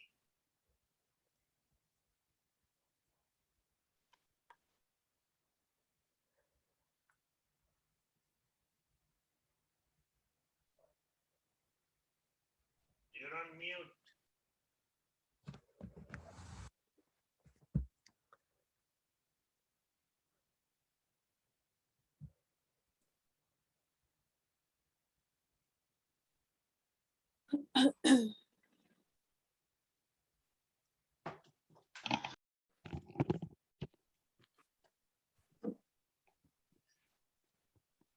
Sorry, I didn't hear you. Chaitanya, had your coffee? No, no, sir. No? I don't have the habit of coffee. Oh, that's good. That's good. What about Srini? Does he drink? Yeah, yeah. He's a coffee lover. He starts his day with coffee. Yeah. Yeah. But I actually felt that I really needed coffee for this class because maybe Dhruva sir, you used to post the study materials beforehand, and then we could at least, like maybe Look take a at it. Yeah. No, my plan was not to take a new class today. I understand that, but then right now, I mean, when you explain certain words like what is test objective, what is the scenario, what is test, what test cases, like when you answer it, like okay, yeah, that's what he meant. Okay, I get it. But when you say everything at one time, there is different like subcategories, and it's just like my head is messing up right now. It's okay. It happens. It's normal. Don't be worried. Hey, I'll keep on explaining you guys. Don't be worried. Even if we have to do another class, even for risk, even for this, because these are very important classes and we need to. So even if we have to revise, no worry. But try to grasp it. You're going to get it. Yeah. Okay. Yeah, sometimes unexpected thing happens and it's all because of Avas. He raised his hand, we go for new class. So you have to blame him. No, actually, we already had like one extra class for URS, FRS. That's correct, yeah. And we were like, actually, this should be our third week. No, actually, we are on the fourth week. So if we don't take class today, then it will be our fifth week, and we'll still be stuck on the week 2. That's true. That's true. I agree. Yeah. But no, this is up to here. This is very important class. And then going forward, 2 of those next classes are very easy, simple. And then only last class will be kind of a little bit. So your main class is this. If you can crack this code, you're good to become a validation engineer. But this homework gonna take you time. So I agreed with Avas because next week you guys are taking off, and so you will get ample of time to get these homework done. This homework gonna take you good 2 weeks minimum. Make sure you do it precise. Yes, and make sure you do it precise. All your fonts have to be exact. Yeah, because I am gonna really review it very closely, line by line. Yeah, this is the main homework you got. Teamwork, it was easy. Everybody was enjoying. Oh, I can do it. Team is doing it. No problem. I don't have to think alone. But now you have to think alone. This is the main homework you got to do. I feel better about it this time because last time, you're so right. I had missed this class and I had just watched the recording and it put me behind. It did because there's like few details that I needed to know that I didn't know. No, few things, guys. I always tell you, see, this is 2 months class and you're becoming validation engineer. So recording is the last thing you want to have these classes. You want to interact with your teacher. You need to ask question. You have to involve. You have to show yourself. I still don't prefer if somebody is in a dark room, because how you going to connect to your teacher? How you can present yourself? How you going to face those questions? If you're in a dark room, you might tend to do, multitasking and things like that. You're not showing your presence. So this is how you're going to get it. These Yeah, things I are totally basic. missed the. Yeah, Last time I totally missed the positive yeah, and the there are negative. chances to miss it. Yeah, I missed the negative last time, but now I didn't realize that there was a positive negative, but now I think I know I have it now. Exactly. All right, let's give it a few more minutes. Some people are still in a dark room, so.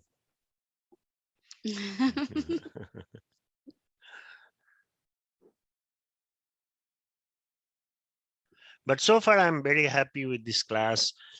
Everybody is connecting, understanding. When I ask them, they respond, and they respond it very well. So I'm really happy, with this class. And when you learn something new, you're not 100% sure anyway, unless you do it. So this is a class when you're gonna go through it, and then you're gonna do the homework, and then you're gonna be aware, oh my God, now I know what sir was talking about. So sometimes it happens when you start doing it, you learn more. And how are you, Rosie? Back with my coffee, Robbie. Krista, I'm just trying to cope with all the information that he's on right now with with my coffee. Since we have long weekend, you're gonna have to come and hang out with us on Sunday. Come on, Rosie. I have some other plans, but no. But hey, why am I missing that party? You can come too, sir. We are not that far from each other. And here's Father's in. Yeah. So I just went and stuck him a cigarette outside on the back porch. Common friend, so she did ask me to be over there, but I'll try, Krista. Hopefully I can meet you. Yeah. All right. Ravi sir, got the coffee? Yeah, here. All right. Me too. Regarding the review class, Dhruva sir. So this looks like a beer glass. Yeah. Oh. Review class, still keep it on Thursday. Oh. Drinking beer so early, Ravi? No. Friday? I don't know. I'm not sure, but I'm just kidding. Are you starting your vacation Thursday or Friday? Me? Yeah. It will be like Friday. So after the class that I can plan. Yeah, the Friday this week for sure, no, because a lot of people will start driving on Friday already. Yeah. I understand. That's okay. I can go through the Both Friday and Sunday is off this week. Yes. Okay. So only Thursday you will have review class. Yeah. Okay. That's Q&A. it. Yeah. Let me put that in my. Ravi sir, it's Thursday. Okay. At 6:30. It's all Manoj's fault, Yes. No, that was my fault. I'm sorry, guys. We're in the morning meeting and he No, girl, it's okay. Don't do that. But from this week, I manage at my work. Like I can have the review class on Friday. But this week, let's not do Friday because a lot of people are start driving and flying for long weekend. Mm-hmm. So we'll still stick to Thursday this week. Sorry, Sunisa. No problem. Yeah. David, you have any plan? I might do something with my family over the weekend. Oh, okay. Okay. Yeah. Are you traveling from New York to? No, I'm just staying here. Okay. Your families are in New York? Well, I have some family in New York, Delaware, Maryland. Okay. Yeah, but Okay. Okay. Yeah, you can be just one place at a time. Am I right? Yeah. This is the right time to apply your test requisites. Yeah, but you're gonna get enough ample of time, 2 weeks, and you will need this time to do this today's homework, because today's homework is almost minimum two documents. Some people can have 3, IQ, OQ, and PQ, which we're gonna get there in a bit. So, sir, I have some group thing to just announce here. Okay, go ahead. So, as everybody know, in our group, there are some people missing, still missing here too. But, you know, we have to at least finish our RREA first to just go to the other, this new assignment we have. So we are lacking our friends, mostly 3 or 4 friends. They are not like contacting us, or they are not present in our class, our meetings. So Ravi ji, me, and Sandesh and David, just 4 of us are doing it. So it's been quite difficult. And who is missing? Let's not name it here. Okay. No, I just wanted to say that if we could meet after this class, yes, to at least decide what time is suitable for everybody. I wrote that in class too. I have no response in there too. So it's gonna be difficult because we are still stuck in RRA, and we gotta finish that soon and move on to the testing phase. So I just wanted to ask everybody, please, could we meet after this personally? If you, I'll send you the invitation too. I'll send you the text message too. If you could please join today to decide which time is suitable for everybody. Thank you. This was my concern. I had to bring this in class. Sorry. All right. Okay, everybody back.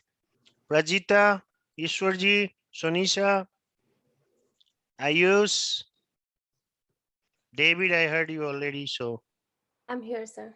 Okay. Ayush. Okay. Ayush. He may be at work, so. No. Yeah, I'm here. You here? Okay. Okay. Yeah, I was understood. All right, no problem. So you're back? Okay. Yep. Okay. Okay. You still can see my screen. So let's go ahead and start do the test development. So when you write the test has to stand on its own. There needs to be enough information in TEP, test execution preparation, and test instruction for another person to set up the test, perform the steps, and get the same result. Pay attention. So going forward, you are going to write your test step, test case, test script, and you are not going to test your test script. Somebody else has to execute your test script. Remember, so there are things when sometimes when you're writing, you assume in your mind, you think it's obvious, but it's never obvious for other. So you have to have a clear steps which anybody can follow and get the same expected result. Is that clear for everyone? Yes. Okay. Yes, so when you write those, make sure that you are clear and specific and concise, and anybody, even a baby, can come and execute your protocol and get the same result. That's what you need to make sure in your test steps. Then the screenshot is objective evidence. Only what is in a screenshot supports the result. So how to take a screenshot, you guys gonna learn in your execution class, which will be the next class. But in your script, you have to write, take a screenshot. And we're gonna talk about it in a bit, okay? Yes, sir. Sorry, Rosil, there is so many informations to digest in one day, but you'll get there, girl. Don't be worried. I'm sure. I'm sure. Yes. Okay. So test preparation and setup, test preparation development, test execution preparation, TEP must include any conditions, criteria, characteristics of the variable when the tester is instructed to randomly choose a value for a variable. So in complex systems, not only paper and ink, you have to check. Sometimes you have to have a data preparation. You have to have a certain criteria, certain variables needs to be there. For example, in lab, you are writing test for alcohol. And you need alcohol in order to perform your test. So you have to be specific. You have to write it down that, hey, I will need alcohol. I will need these tools. Those are your test preparation development when you write. So you have to think through everything you will need in order to write, perform the test for that test cases. And that's when test case by test case. Use tags for variables in TP and in the test steps to ensure consistency and prevent execution errors. There are certain things, for example, for two different tests, you might need two different alcohol. And one alcohol have 80%, one alcohol have 70%, content. So in those cases, you have to tag to two different tests where you're going to use 70%, where you're going to use 80% or 90%. 40% we drink. Am I right, David? Yes, actually. Yeah. So yeah, in lab, mostly, you use those. So you have to be specific and you have to tag those to those test steps. And use site-specific product part numbers in TEP. So, whatever part numbers or tools you will need in order to do those tests or perform those tests, you have to have a site-specific part number you have to write. You cannot write universal name. I need, some equipment to test. You have to go in your company's directory and get the part number and put it there in your test preparation TEP. So, your tester gonna pick exactly the same part number or same tools, or, because everything in this industry have a unique number and that has to match. Sometimes people does mistakes, your tester gonna do mistakes. So you don't want to leave any room for your tester to do mistakes and fail your test, because it's gonna come back to you too, that, hey, you didn't write your script right, I got confused, you didn't give me part number, you didn't give me a specific name of the tool I needed to use. So instead of pH meter, he's gonna use some other meter because you just say meter. How are you gonna know? So all those good stuff you need to know and understand about writing the test TEP. Can I ask you something about it? I'm sorry to interrupt you. No, please. Yeah, so how detailed we have to go for that? Because you mentioned about alcohol. Yes. It might not be that hazardous, but there are some chemicals which you need to be a little careful about it. So do we have to mention about PPE or like ventilation? Very good question, conditions? Sonika. Very good question. Thanks for interrupting. Beside that, being a Nepali, we all like alcohol. So that word is being used. Yes, so you have to be specific about any chemical hazard situation, how to handle those things. So every hazardous material you're going to use that comes with hazardous, precaution information on those. But if you can put the note there that be aware it's a hazardous material, that gives tester a comfort. A tester will be, be prepared so it can stop accident. So you are in a detailed oriented business. Regulated industry is very, very detail oriented, and more detail oriented you are a better validation engineer. So that's one of the strength in your interview. Gonna say that I am a detail oriented. That means they will know that you are a good validation engineer because you are a detail oriented. So yes. So sir, if that's the case, then in test preparation, we have to mention the PPE and the environment of the room too?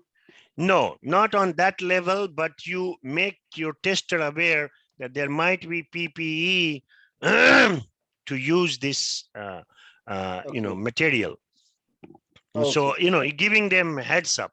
So then he can go and, read through, those PPE and, all those things, what all the things they need. So you can just refer it to that.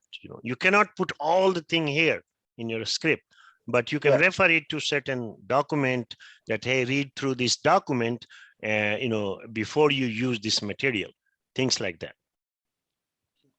Okay. When a variable is hard-coded, the system must already have that value, or there is a way for the tester to create it in the system with the desired attributes needed for the test cases. So whatever desired attributes are needed, you have to be really writing everything, each and everything, and in a detailed way. I will show you an example down. And so, for example, you select product and enter the name and a specification as, this. So you said it, for example, of alcohol, you said that, hey, take a alcohol for this test, but you didn't say what is impurity, what is the percentage of alcohol. That means your test gonna fail, because you have dry run it, or you have done it on 80%, and then tester don't know that it needs to be 80%, then he gonna take pick 70% or 90% alcohol, and your test gonna fail. So you have to be specific, each and everything. The product chosen in step 1 may not have FTC and TAF as actives, or an HPLC impurity content analysis. So sometimes if that is not specified, then before your tester gonna execute the protocol, you have to explain that these are the things you need to take. You have to train your tester. So those situations can come also in certain situations. So same way, the validation environment must contain these values with desired attributes prior to starting the test script steps. So make sure everything is detailed and exactly the same you need. Tools, chemicals, if you're working in lab, part number, purity, impurity, all those things you need to have in a detailed description in your TEP.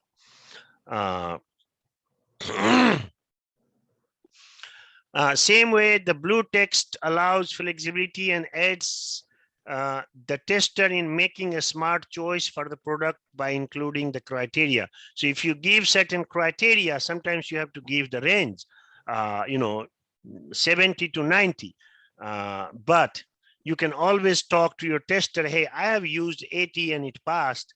Can you choose around 80? Even though I gave the range between 70 to 90% alcohol. So those kind of things you have to communicate with your tester as well.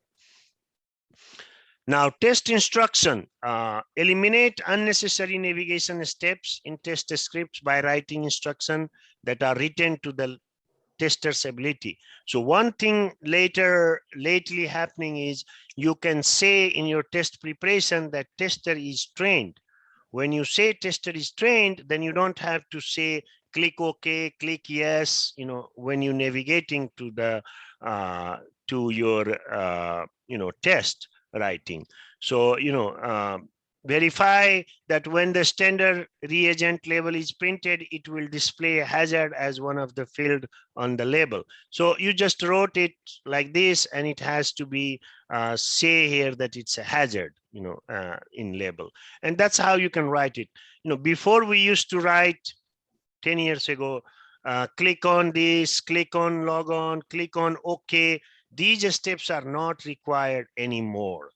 You just combine these like this, revised one, combine everything, complete the signature, and in test preparation, you're going to say tester is trained.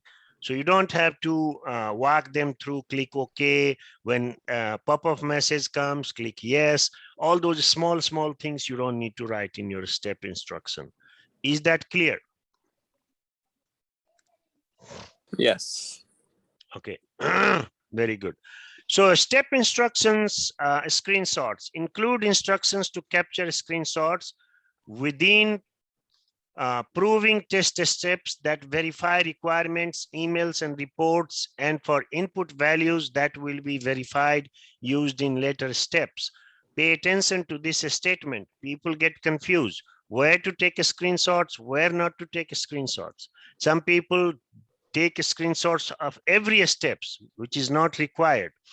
So take screenshots only, FDA or regulations wants proof of only the steps which verify requirements, which verify emails and reports, and for input values that will be verified used in later steps. So when you're writing your scripts, take screenshots, but only for these criteria. Remember that. Don't forget that. Minimize the number of screenshots by avoiding unnecessary requests, click navigation, validate functionality. So some of the requirements, in order to test it, you have to do 3 steps ahead to get to the 4th step. So you don't need to take screenshots of all 3 steps. You take the final step screenshot. That's your proof that you tested and test result is fine. Understood? Excuse me, sir. Yes. In this case, we have to acting like a tester and tester also, and both part we need to be acting like that, right? That's correct. So that's correct. So when you're writing your script, think about tester, how the tester gonna test my script.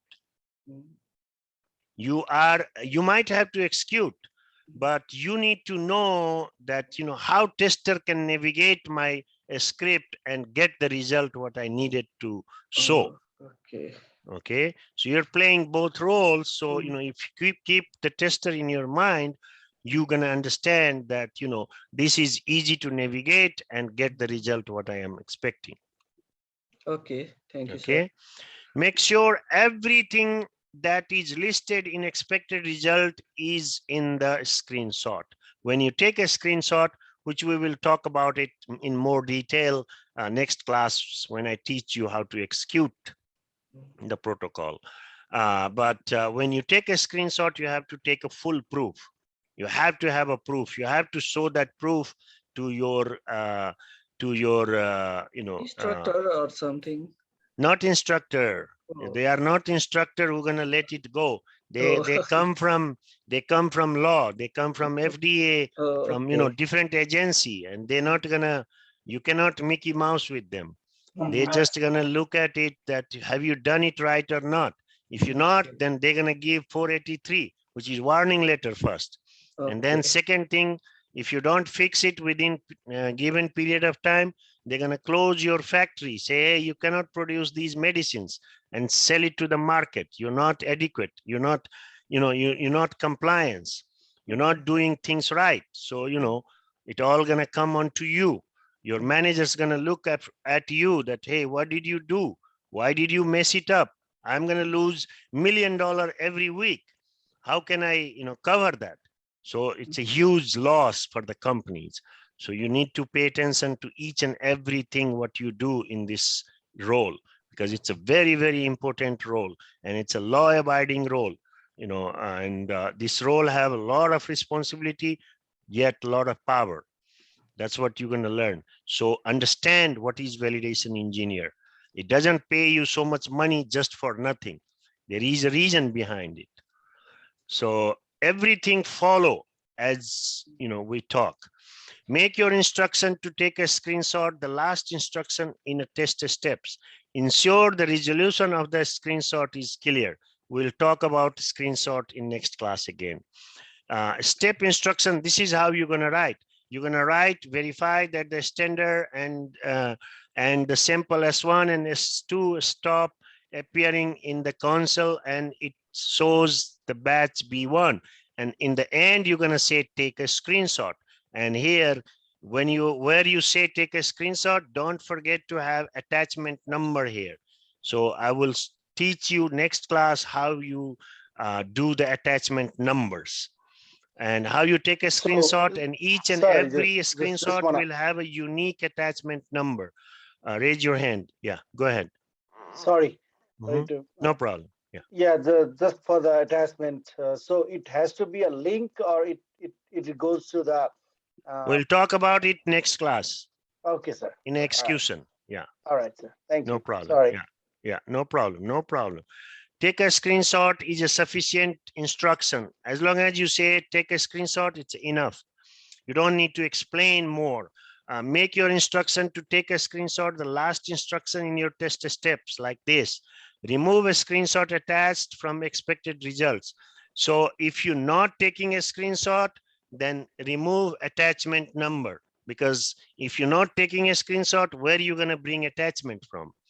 So remember, pay attention to each and every steps what you're writing. Okay. Otherwise, your tester going to fail this step.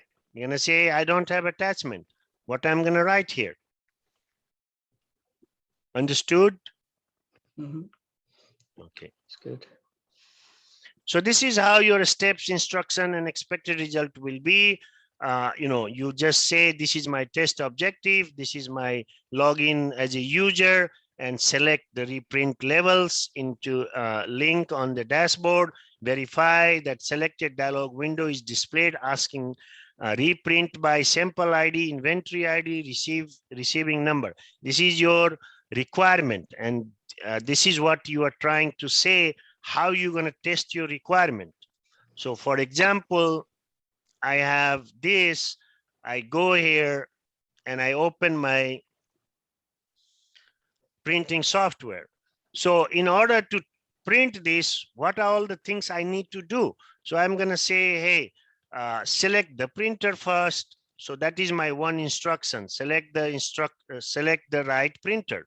Then my second instruction will be, it says print all page. I'm going to say no, print current page.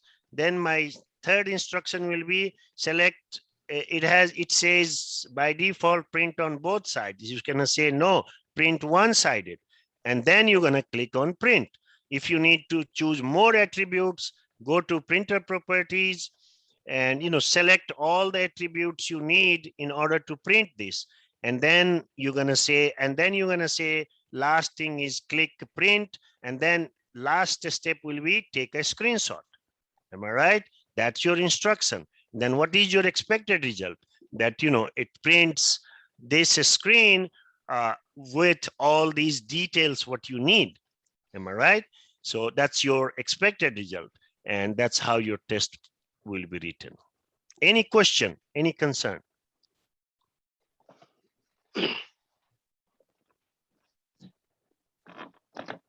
Is it clear? Am I clear? Any confusion in your mind? Speak up. Just the screenshot. I wanted to know more. you told you will be doing on the next class. Otherwise, like we could have done right now on this example, like the screenshot and attaching that on the Yeah, right documents. now, just understand that, how in the end, you're going to take a screenshot. How to take a screenshot, how to create attachment number, those we will talk in next class. Okay. But, take a screenshot. Where to take a screenshot? You already heard where it verifies your requirements, emails and reports, and for input values that will be verified, used in later steps.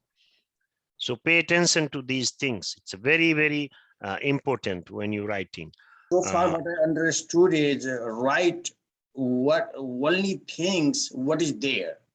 If there is no attachment, there is no screenshot, you don't have to go to the attachment. That's true. So then remove these attachment. Exactly. Number. Very good. Very good. Not put the tester into a vague situation where he will be looking for this document and that document. Exactly. So think about a tester. If you don't say take a screenshot and you put their attachment number, your tester will be confused. Now I don't have attachment. Where I'm going to bring attachment from? So you're going to fail because I don't have attachment. Am I right? Yeah. So you have to pay attention to each and everything. Now understand this. It's a very important. When you write that, what you are expecting. You are expecting sample ID, inventory ID, receiving number. In expected result, also write sample ID, inventory ID, receiving number. That's when your tester gonna verify that all these three things you are trying to test is appearing here in expected result. You understand? So when you're writing your steps, complete also in your expected result, what exactly you are expecting. Format row just prior to the final review to avoid having a step instruction crossover to another page. Ensure that the step instructions are not truncated, that is out of sight. So for example, if it's a continuous steps, you're writing 7, 8 step instruction, and if it goes other page, maybe you can break down from here and write it in complete it in other page, or insert a page break on the step number, so you have the whole steps in one go. So he don't get confused, the tester don't get confused. Also look out for truncated text. So if you write it this way, how are you going to look at it? He's not going to use binocular. So make sure that it's all clear and it's all covered in one. So before you sending for review, format it right. It should look good.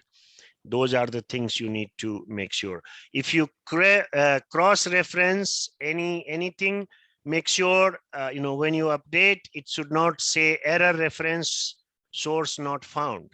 It should cross-reference to that step or to that test execution preparation. So those things you're going to see coming on your way, and you might face those issues. So you fix this before you send it to your tester. Now, expected result. Expected results limits the expected results to 1 per instruction. So, if you're writing 8 instruction here, then, how you're going to write 8 expected results. So break down into various steps.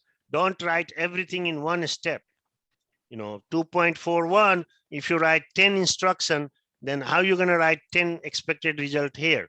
So, that will confuse your tester. So make sure that, you break down into 2-3 steps. Is that clear? Yeah.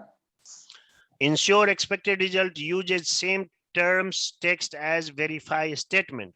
So when you say verify this, make sure expected result have a same language, same thing here. Don't come up with new language or new text. Okay. No need to include a screenshot is captured. Don't write a screenshot is captured in expected result. If you need a screenshot, say right here, take a screenshot and leave it here, attachment number. That's it. If you're not taking a screenshots, remove attachment number from here. Yep. Clear? Okay. Claro. Ensure that each expected result details what is supposed to happen. Ensure that all content in the expected result actually matches what will appear in a screenshot. So remember, whatever you are expecting, write it down in your expected result, the complete. Don't write partial thing. What you're trying to test, make sure in your expected result, that is what you're expecting. So you explain it in your expected result. Okay. For example, here, verify that the test restored in step 2.57 is no longer rejected or canceled, but in expected result, it says the sample status is restored. Do you think this is right way to write?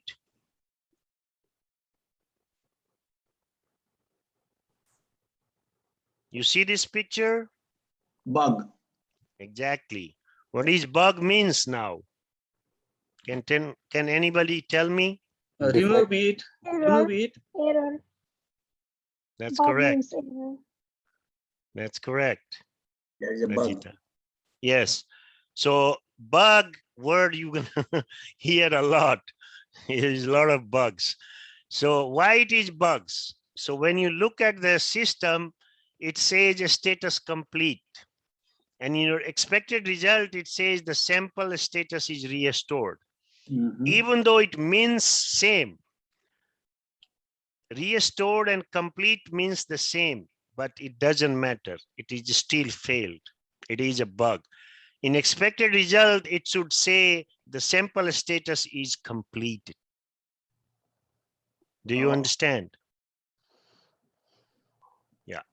As long, because in your screen, in your system, it says a status complete. And in your expected result in your script, it says restored.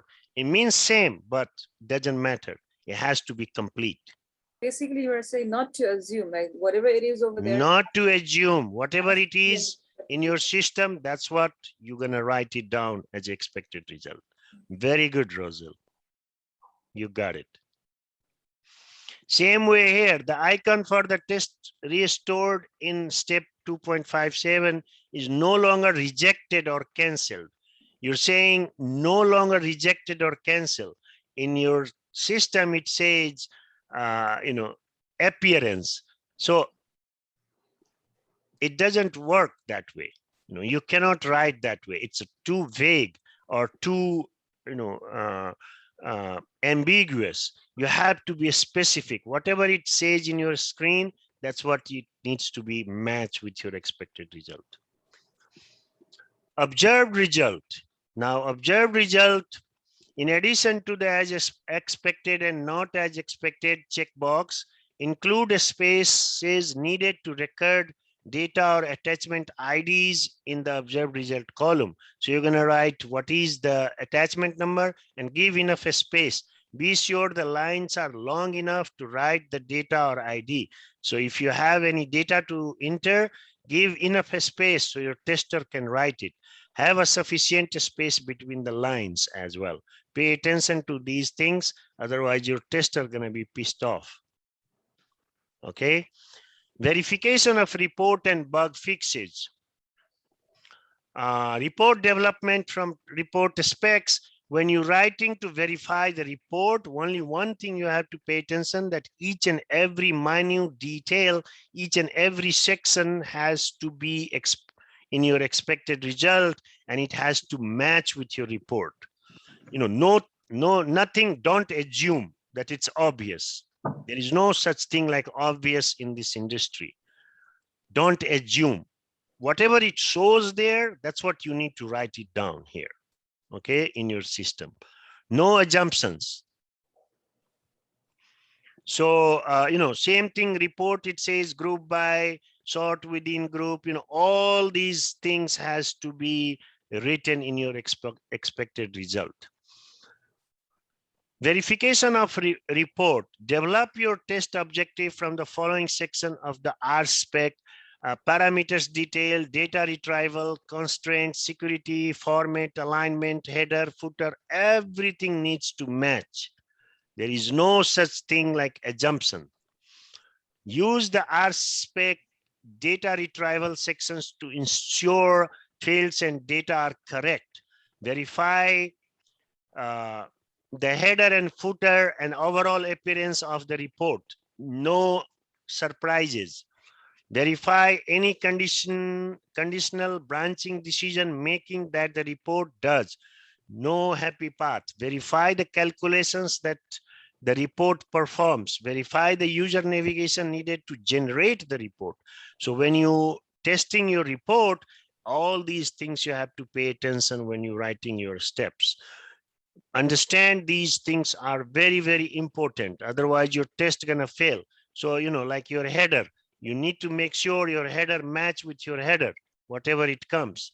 Also understand, you know, when you write all the details, what is in the rows, what is in the columns, and, you know, all those things has to be here. For example, here, if you're trying to test this report, if it says 0 here, it cannot be blank. If it's a blank here, you have to mention that. If it's a blank here, 0 and blank is same thing. Am I right? Means no value. But as long as it says 0 there, you have to write in your script that it has to say 0. Understood? Got it. All right. Very, very important things. It's a very, very detail-oriented test you need to write. And each and everything has to match. Word by word, space by space, title by title. You know, if it says 4 columns here, total, recovery, alert, action, you need to mention that total, recovery, alert, action is, you know, there in the report. So that's how you have to write your test scripts. Now, bug fixes. When the requirement remains the same, but change design object needs verification, try to set up the same scenario that the user encountered. Test objectives should include design aspects in relation to the functional requirement. So now understand these things. So all these documents will be connected together.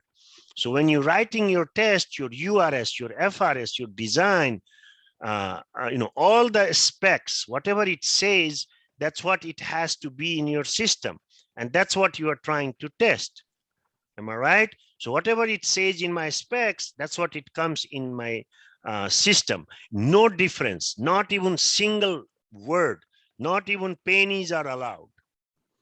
Even though penny doesn't mean anymore, but it's not allowed. It has to match each and everything word by word, value by value, data by data, everything. And that's what you need to test. Whatever it says in my specs, that's what I'm trying to test. And that's what it has to appear. If it doesn't appear, it's a bug. It's a problem. No more, no less. Some companies in commercial side, if you go, they say, hey, there is more value there. More is merrier. No, no more is no merrier in this industry. More is not good or less is not good. Everything has to be exactly the same. Okay. So, you know, if you have requirements, URS, FRS, this, and then this is your functional requirements, each and every functional requirements you need to test. Understand? If it doesn't comes exactly the same what you say in your FRS or URS, it's gonna fail. The calculations, everything has to match everything to exactly the same. So acceptance criteria, verify the following. UV data tests are added to batch samples from the results entry window. A UV batch may be created from the result entry. These are your requirements. That's your acceptance criteria. Your requirements are your acceptance criteria. So when you write your requirements, your specification, and if it doesn't match exactly the same, there will be a bug, and that's when it creates a new cycle. It's issue, and then you have to fill up a discrepancy form. You cannot just ignore any of these things. Oh, my friend Avas wrote this protocol, let it go, he's my friend. You can't do that. Or my manager gave me this protocol, he wrote it, I owe him a favor, how can I fail it? It doesn't work here. You are an individual and you're going to write pass and fail no matter what. Even your VP says, hey, can you pass it? You have to say what? Give me in writing, because I am responsible. My signature going to be there. My initial and date going to be there. So it's a very law abiding thing here. And in first world, especially here, nobody going to force you to do that. And the good thing is you can take your time. Nobody gonna force you to do, hey, can you finish it in 2 hours? You say, sorry, it takes time. And your VP not gonna force you. So you are in a good business, my friend. You're gonna have a lot of flexibility, and it brings a lot of integrity, a lot of things which you're gonna understand and learn. There is no shortcut in this industry. There is no hanky-panky job. There is things has to be followed, each and every word by word. Okay. So combining protocol. So going forward, so there are 3 protocols you guys gonna write. There are 4 protocols mainly in this industry, which FDA or Code of Federal Regulations required. In IQ, OQ, PQ, and some cases UAT. Pay attention. What is IQ? What is OQ? What is PQ? What is UAT? Can somebody tell me?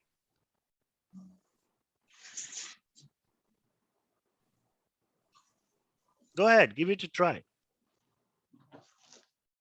Observed qualifications or observed quality, what can I say that?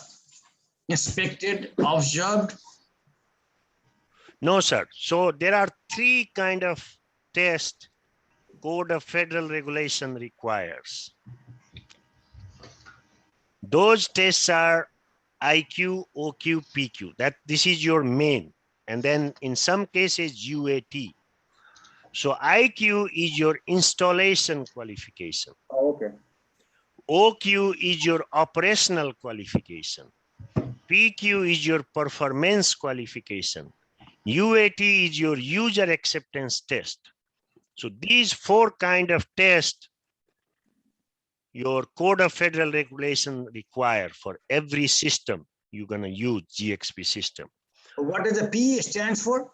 PQ is a performance qualification. Okay, got it. Yeah. So IQ, you're going to show each and everything about how you're going to install your system. What is the process of installation from A to G? Everything you're going to write in your test, and you're going to test that. Operational, you're going to test all the FRS you have written, functional requirement specification.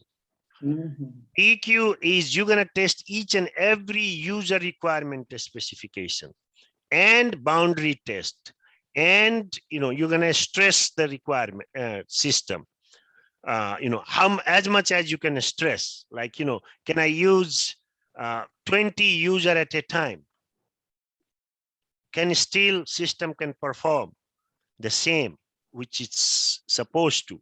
All those stress tests you're going to test in performance test. And then UAT is a user acceptance test. If there is a user data involved, then you're going to test user acceptance test. And sometimes you can combine those tests, IQ, OQ, PQ, you can combine IOQ.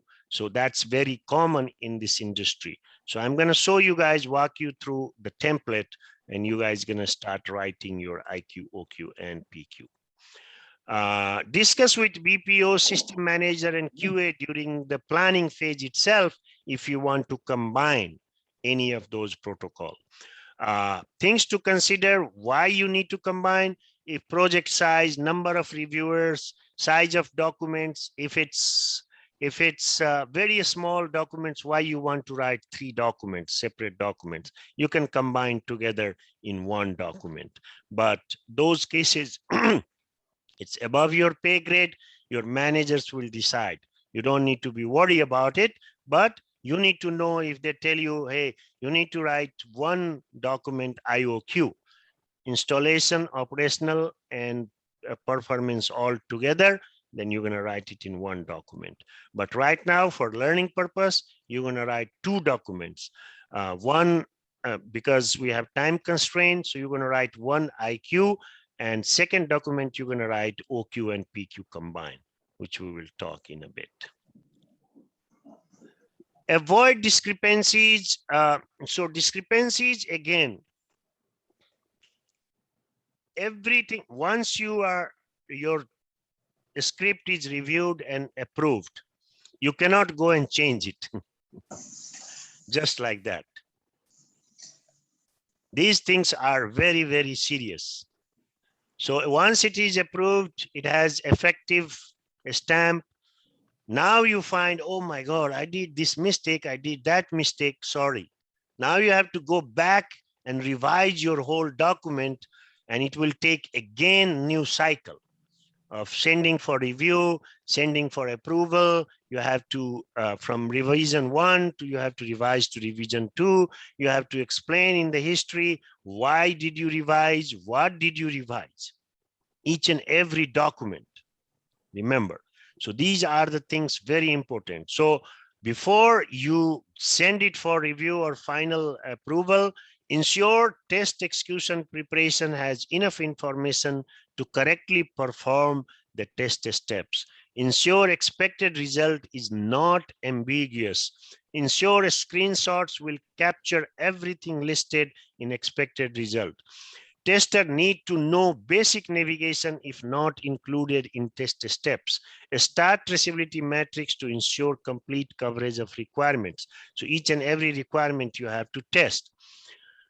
You need to avoid discrepancy. If there is so many discrepancy comes, they can question you that, hey, how did you write your test script? You don't know how to write your test script. So you're not a good validation engineer. Question mark will come to you. So you don't want to have that situation coming to you. That's why you need to pay attention to these things when you're writing.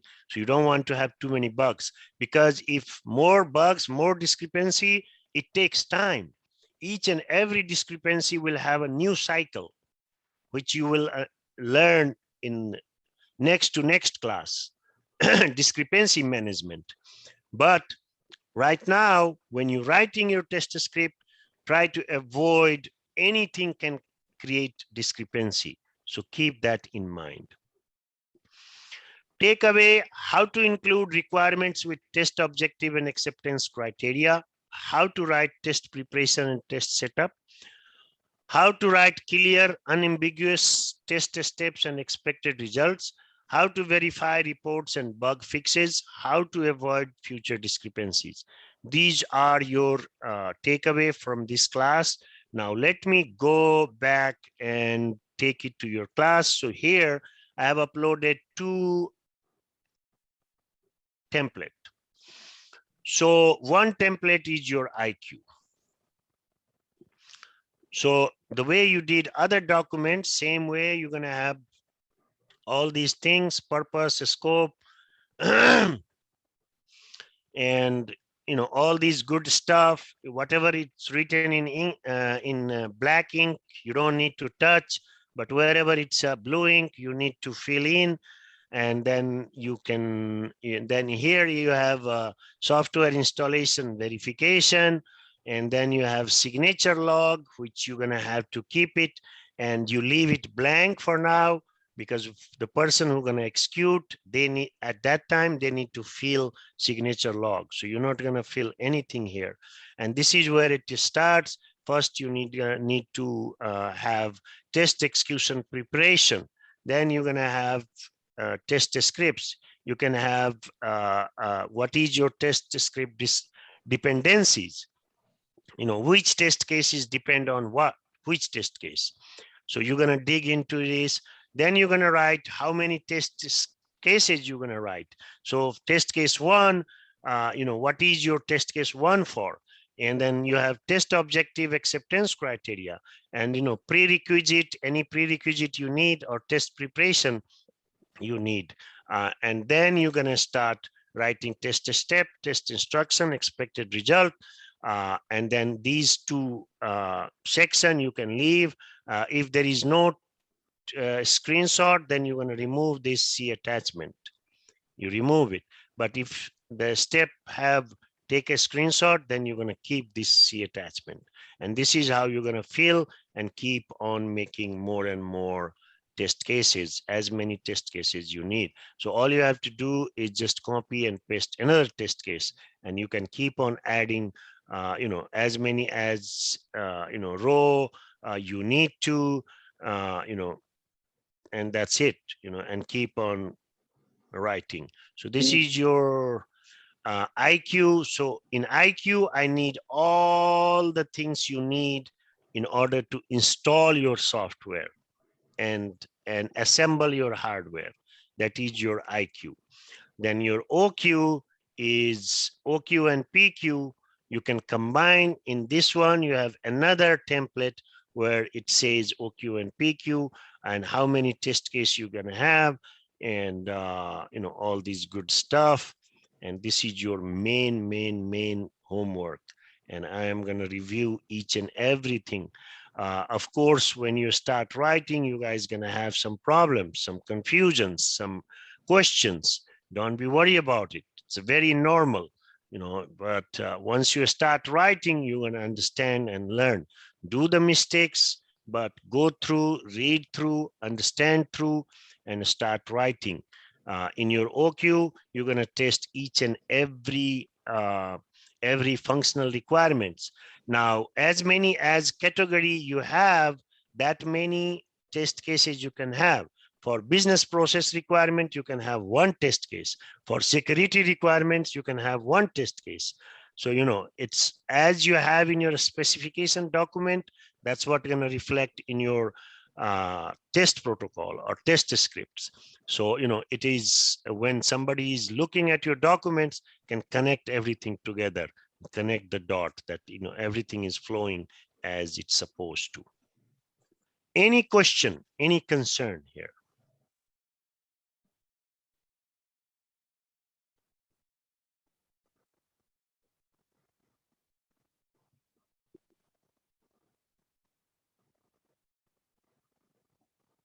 And these documents, you're going to write it alone, not in a team.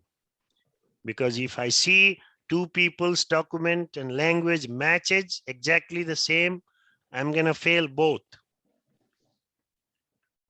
So you're not going to share your document to each other. I don't need to see any language matching. And I'm telling you, I'm expert. I've been doing this for 20 years. I will catch you. So no sharing these documents, IQ, OQ, PQ to others. Even if you copy from past student, I will catch you because I know everybody's writing style. All my students so far, because I pay attention to each and every line what you write. Now, how you gonna test? How you gonna write those tests in your steps? So, for example,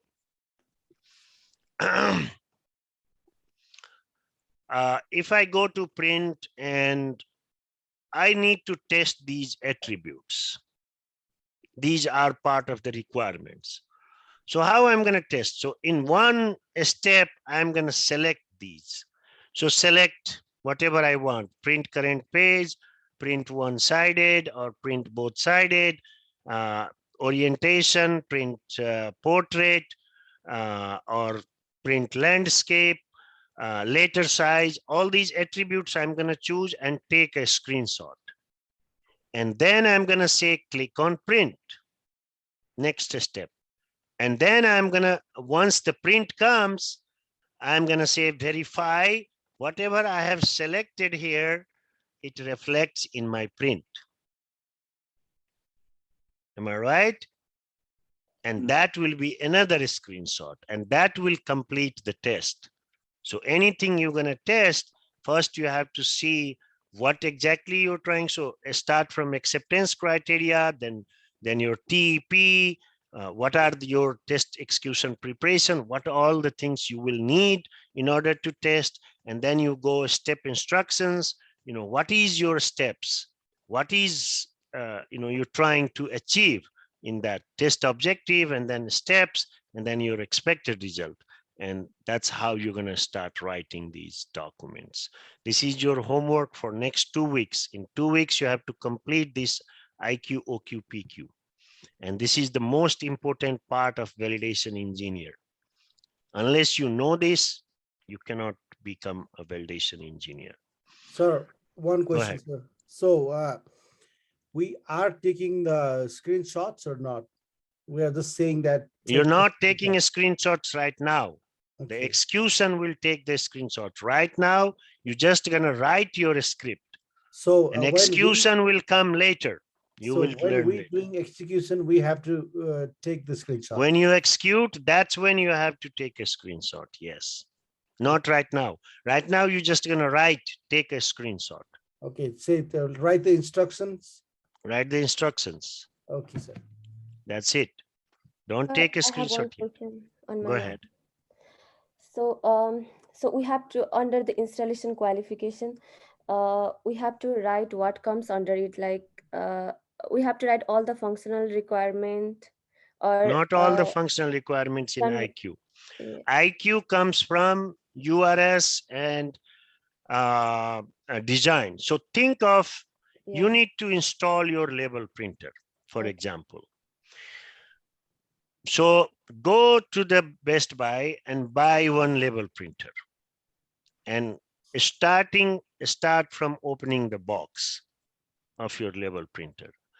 And everything you need to do in order to install your label printer in your PC, write it down, each and everything in your IQ. Okay. You understand? Yeah. From opening the box, verify, all your printer, check your cartridge, connect everything together, assemble it. And then after assembling, connect to your PC, and then install your software. Take a step by step how you're installing your software. All those things you need to write. Okay, thank as you. a test. Okay, and what you expect, your expected result. Confusing, Arjun sir? You're on mute. A lot confusion, sir, but I have curiosity. This Go ahead. step 2 is operational qualification and performance qualification. We need to fill off this like a green parts, right? We need to write over here. Do I need to write something over here in the step 2, like this green part? Okay, let me see what you're talking about. Okay. Because I can't see your screen. Oh, yes. So in your OQ and PQ,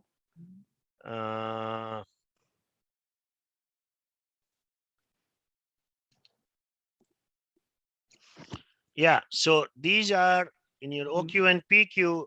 So this blue text, that's what you need to fill.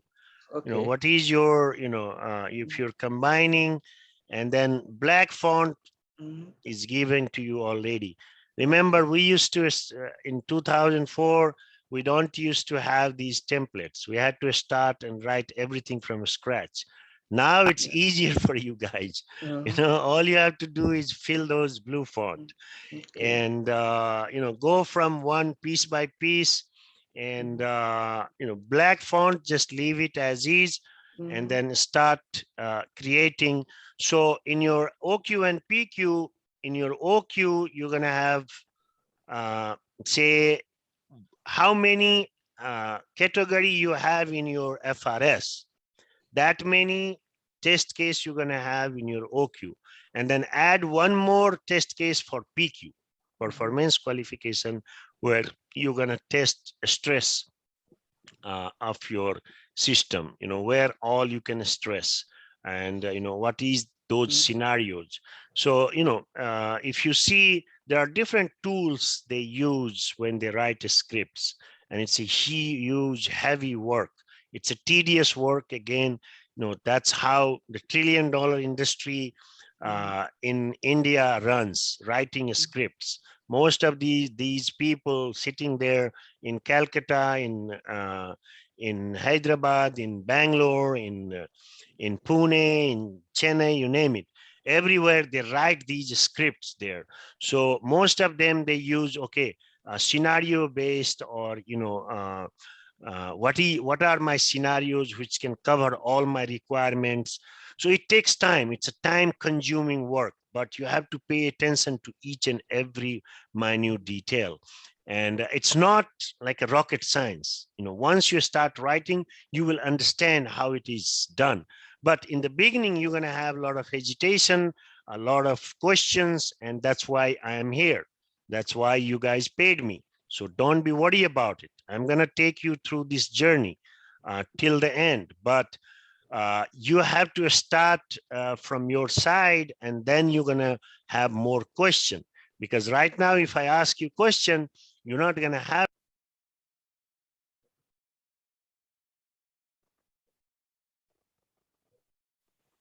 You have not started it yet, so I cannot answer all those questions which you might have in future. So hold on to those thoughts, start writing, go through your templates, and start thinking about what are the things you need to include in your installation qualification. And operational qualification is clear. All the FRS you need to test in your OQ.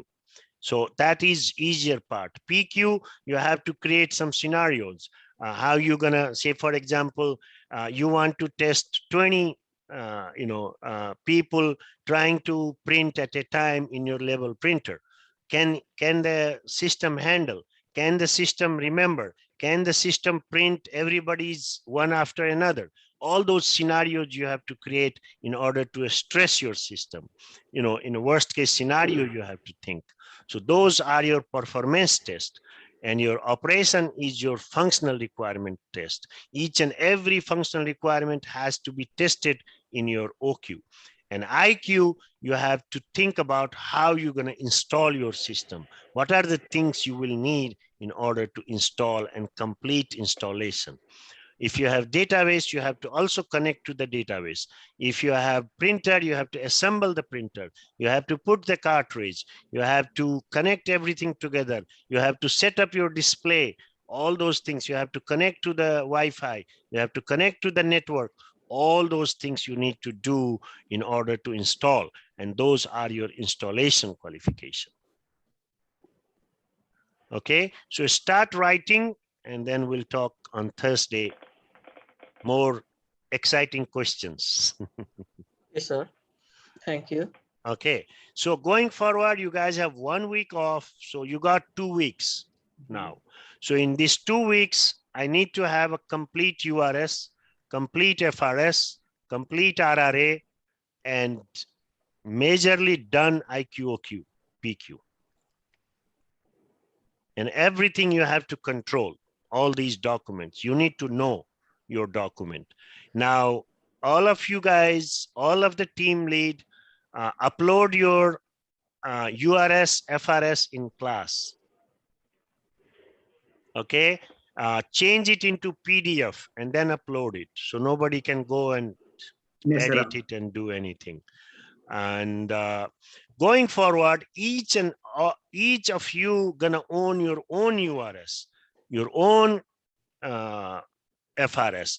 So build your own URS now. Build your own FRS now. Take good URS and FRS from every team and build your own individual URS and FRS. Just add some more good URS and FRS, and then take it to RRA, verify those verified, come up with the risk priority, and then start writing your test. So these are your main work. This is your mini project. This is what you need to do when you go to the work. And better you are, better you get. Sir, better you get just paid. got confused right now. Mhm. So you said based on everybody's URS and FRS You can build your own URS and FRS. and do the RRA again? Individually, yes. If you're adding any requirement in your side, yes. Okay, thank you. There is no shortcut, Manojji. You have to do it. More you do it, more you're gonna understand and No, learn. I was in the impression of if we have to finish our RRA and as a group and Yeah, no, finish your RRA as a group. Yes, of course. and then we have to. And then you build your own documentation. No, I was just thinking Personal documentation we have line. to do with that RRA that we finished in group. Yeah, first you need to finish the group RRA, and then you own your own URS, FRS, RRA. Everybody URS, FRS, all the team lead, upload it in the class. So other teams can look at your RRA, URS and FRS. Also, I will need to see the votes.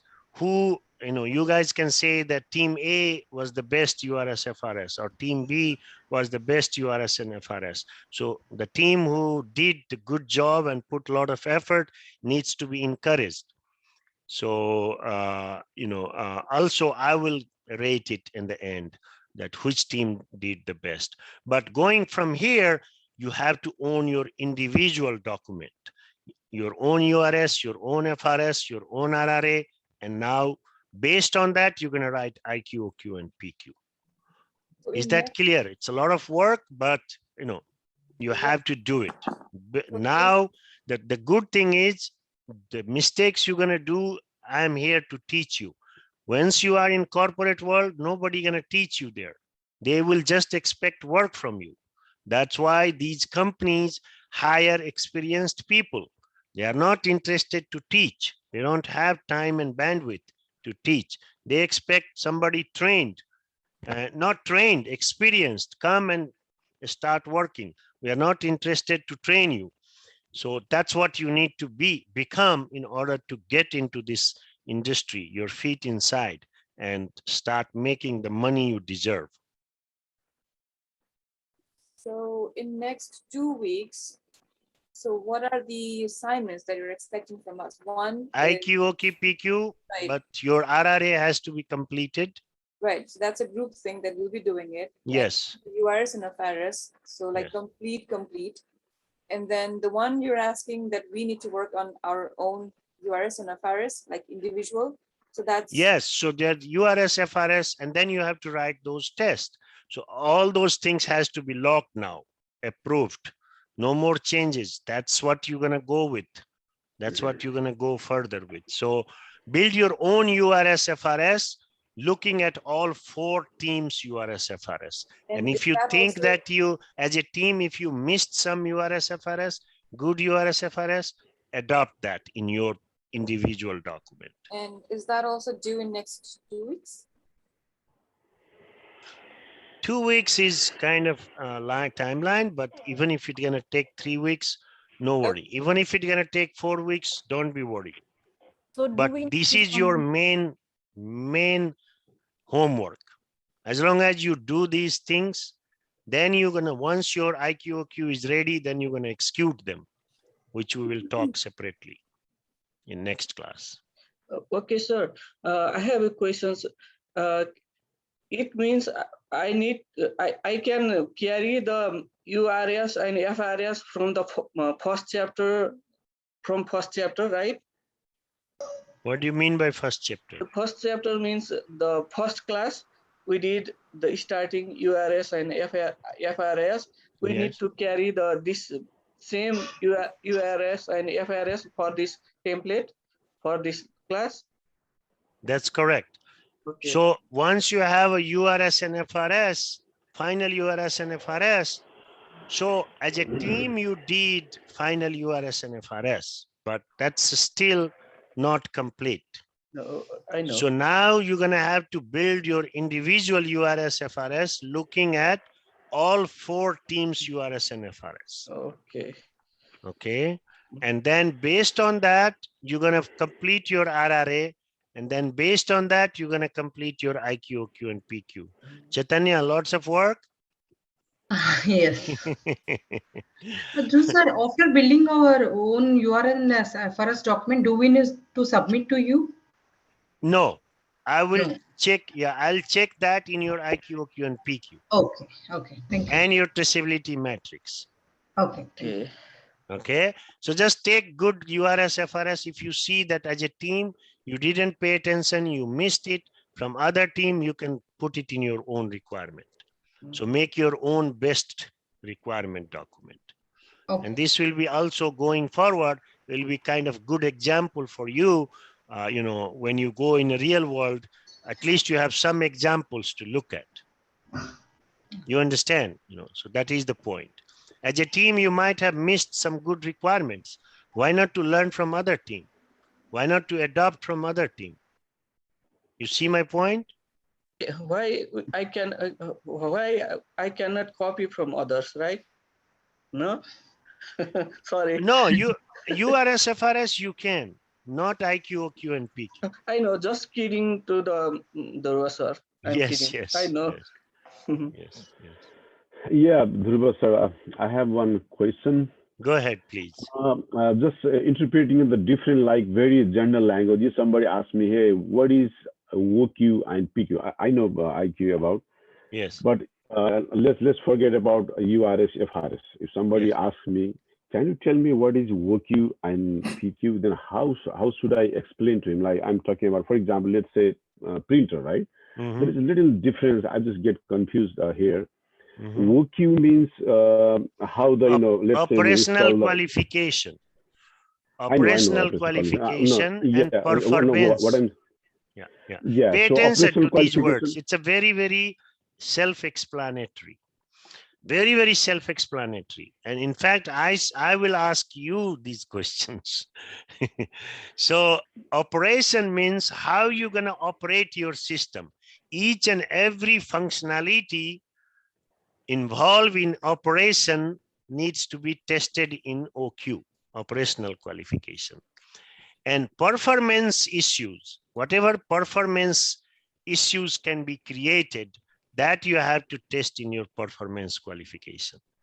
Means, you know, sometimes you have seen some of the systems, oh my God, all of a sudden, you know, we had this issue in NRN, there was a voting going on, and they have not tested performance. So all of a sudden, all the voters could not vote in one day. Ravi sir, you remember? Because they have never tested performance, how many users can use at a time the system, you know, or they should have given it in a specification that, hey, only 50 people can vote in 1 hour. So, you know, I'm going to do it in phase by phase, or I'm going to give you 5 days to vote. Am I right? So they have not tested performance before. What if different locations? You know, you are trying to run your label printer and somebody from your company in same network sitting in Ireland, he wants to print label printer, label. Can he do it connecting to the VPN? Can he connect to the same network? And can he do it from Ireland? Can somebody do it from India? So different location, different IP address. Can various people can, you know, print at a time, and system will keep the record of log and then print one after another. All those performance things, how the system going to perform, you know, what will be the performance issues? Those scenarios you're going to test in your PQ. OQ, all the operation, each and every functionality of your system has to be tested, which is recorded in your specification. Functional requirement specification has to be tested in your OQ. IQ, the whole installation process, and you have to give the proof that your installation was done completely successfully. So your FDA is requiring, show me your IQ, show me your OQ, show me your PQ. Yeah, here is a little bit confused. Like OQ means existing system, whether all the components working properly or not. That's my understanding. Okay, if I'm incorrect, let me correct me please. And OQ means existing, all the components. There are so many components on the systems working together, right? Whether they are working properly or not, that is OQ. And PQ, what I understood is, PQ means what we have to keep updating, just like you said, or something goes wrong or something new system we have to update or add it. That is PQ. Is that right? No.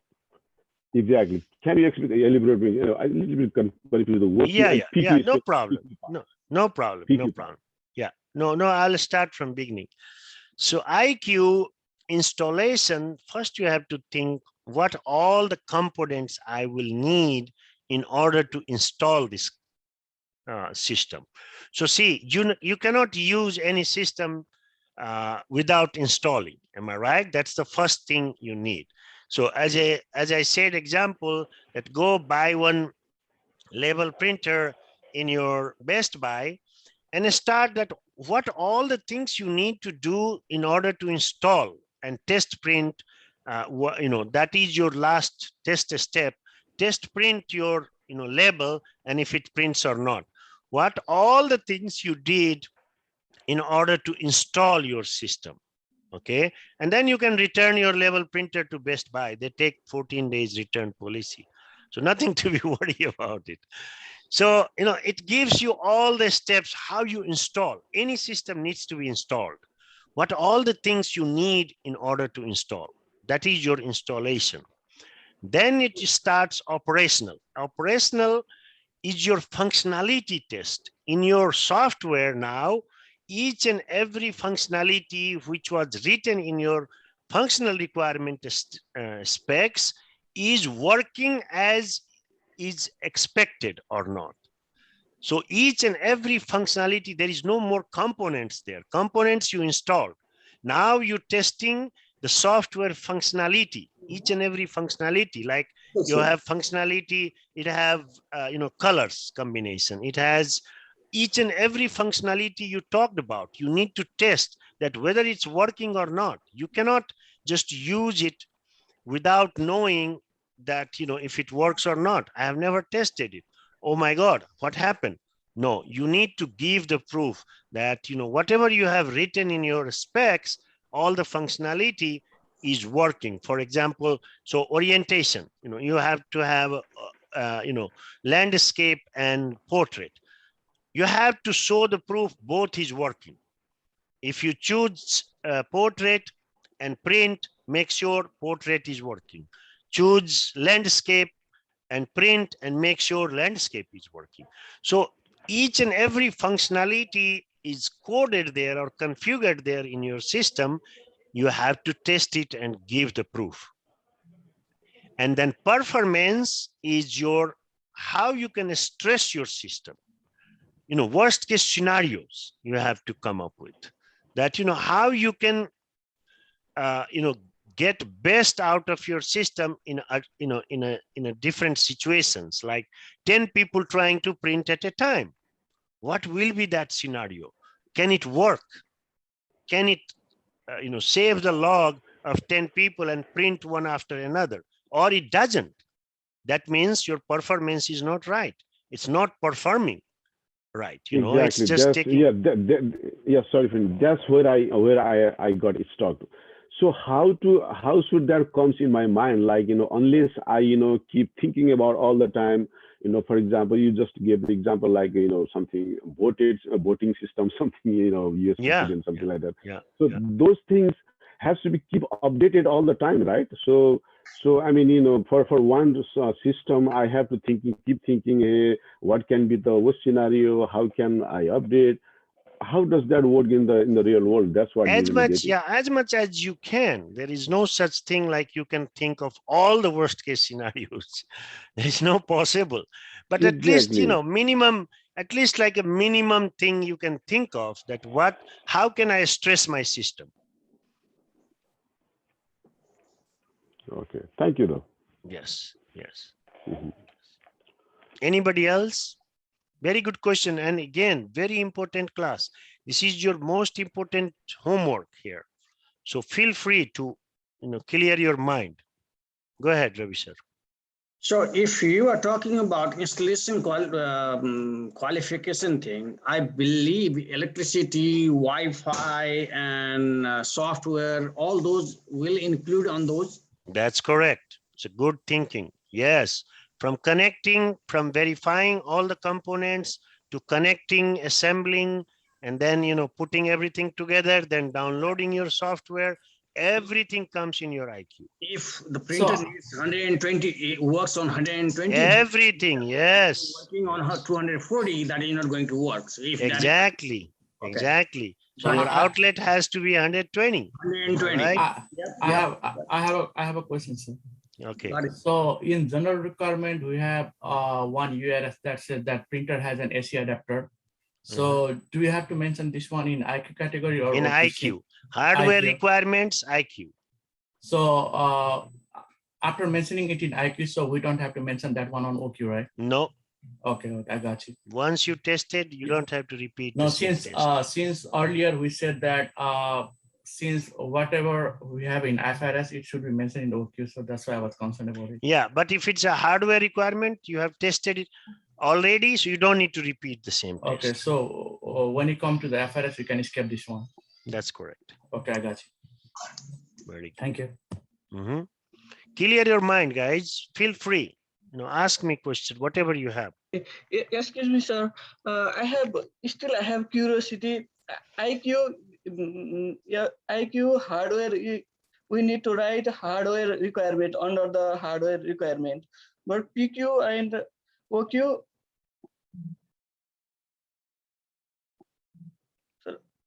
OQ, you're gonna have to write your FRS, your functionality requirement. Okay. And PQ, you're gonna have scenarios requirements. What are the tests, stressing your system scenarios? Okay. Sir, other than hardware and installation part, we are going to write everything in IQ and OQ. Your question is not clear, Chaitanya.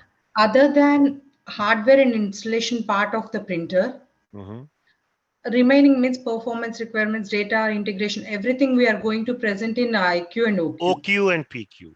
Oh, sorry, OQ and PQ. Sorry. Yeah, that's why you confused me. Yes. Yeah, sorry. Yeah. No problem. Okay. No problem. Good. Prajita, is that clear? Everything makes sense? Yes, sir. Start writing. I have to start working on it, and then you will have questions. Yeah, obviously. Yeah. You guys will have more questions, and that's very normal, very natural. But start writing. But right now, if you have any confusion to start with, we can clear your mind. No worry. Don't be worried about it. So most of the general requirements, it comes in IQ, right? Right. Yeah. You tell me. I mean, for our according to our document, most of the requirements comes in IQ, and most of the business workflow, it comes in OQ. Yeah. Remember now, each and every requirement has to be tested somewhere, either in IQ or in OQ or in PQ. So in traceability matrix, you have to say, where did you test it? And you have to say exactly where did you test it? So that's why, some of the smart team, they wrote very less requirements, so they don't have to write too many tests.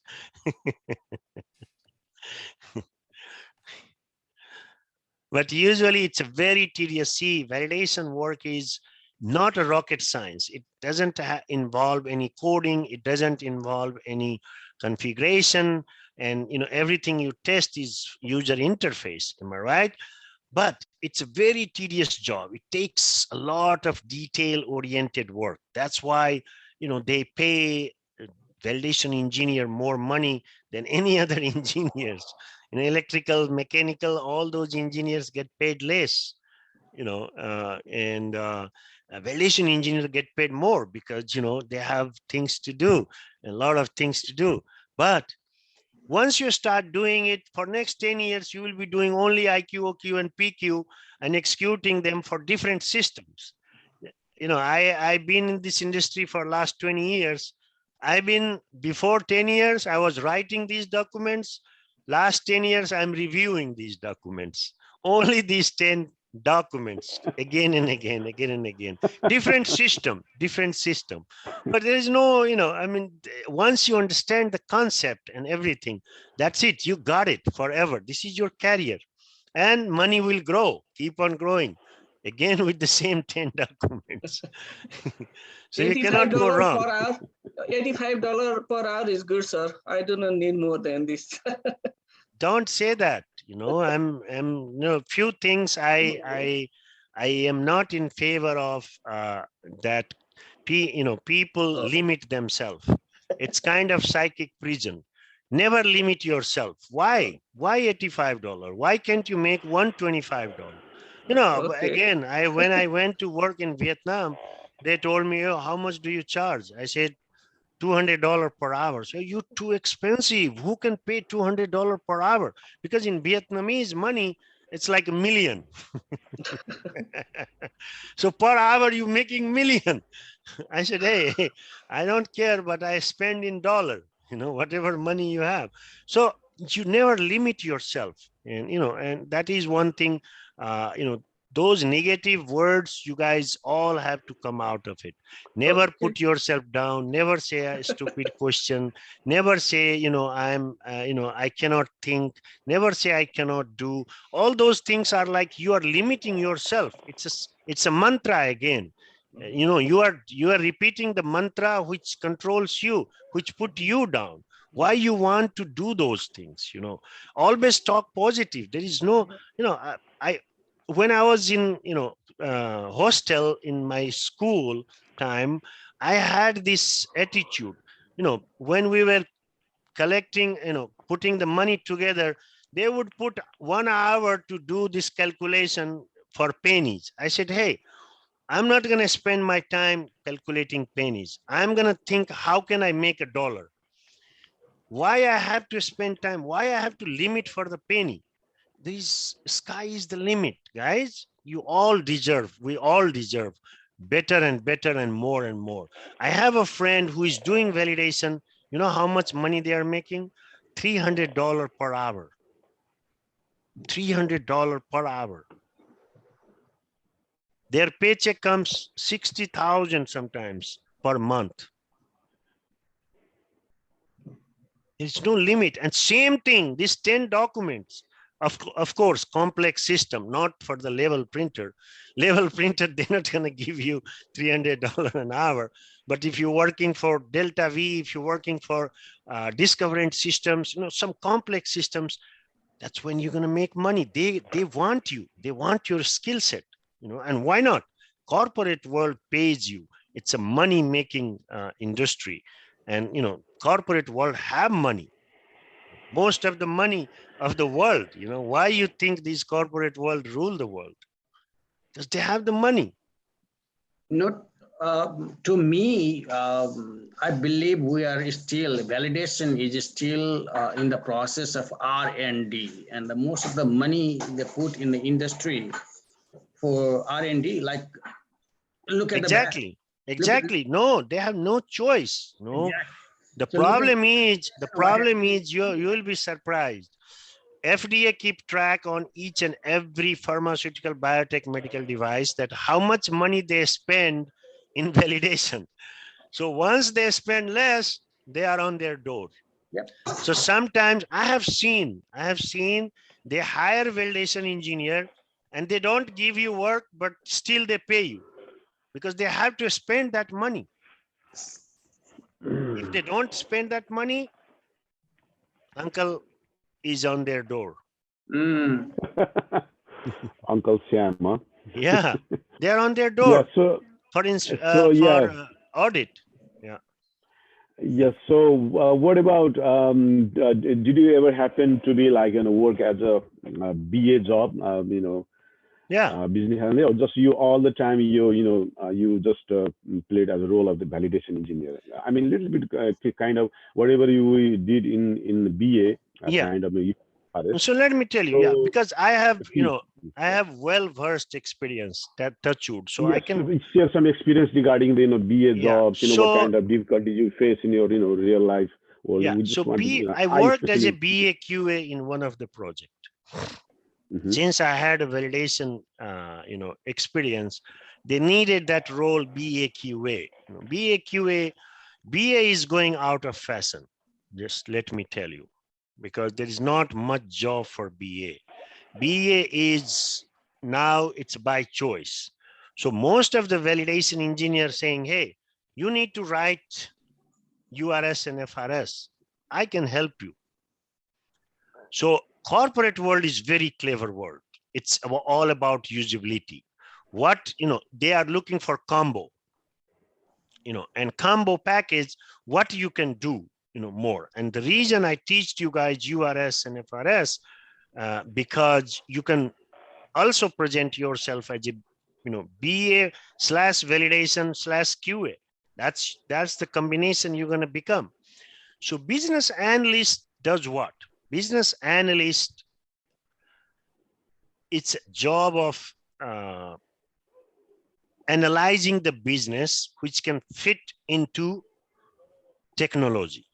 Basically is a middleman there, who can create use cases and communicate both sides, communicate with business and communicate with developer. That's the BA work. Most of the big companies still keep business analysts because, they need that person who can connect both together. It's say, okay, this is their, wants, and this is their needs. Can you deliver? This is the timeline. This is the, project money. And can you guys, work together and come up with this result, this system? So developers say, hey, the timeline you are giving me is not enough, or, things like that. So I won't be able to deliver, or this feature I cannot deliver as now, maybe later. All those kind of things comes into the picture. So as a business analyst, you can still work, in the industry, but as a validation engineer, business analyst is not essential position. Understand? Validation engineer is, validation lead is. Without it, they cannot run the company. They can run the company without business analyst. So that's what makes it a difference. And that's why they pay. So you as a person, if you want to grow in this industry and make big out of it, you have to be combination of business analyst and validation. And that's when you're going to add your value, to bargain for top dollar.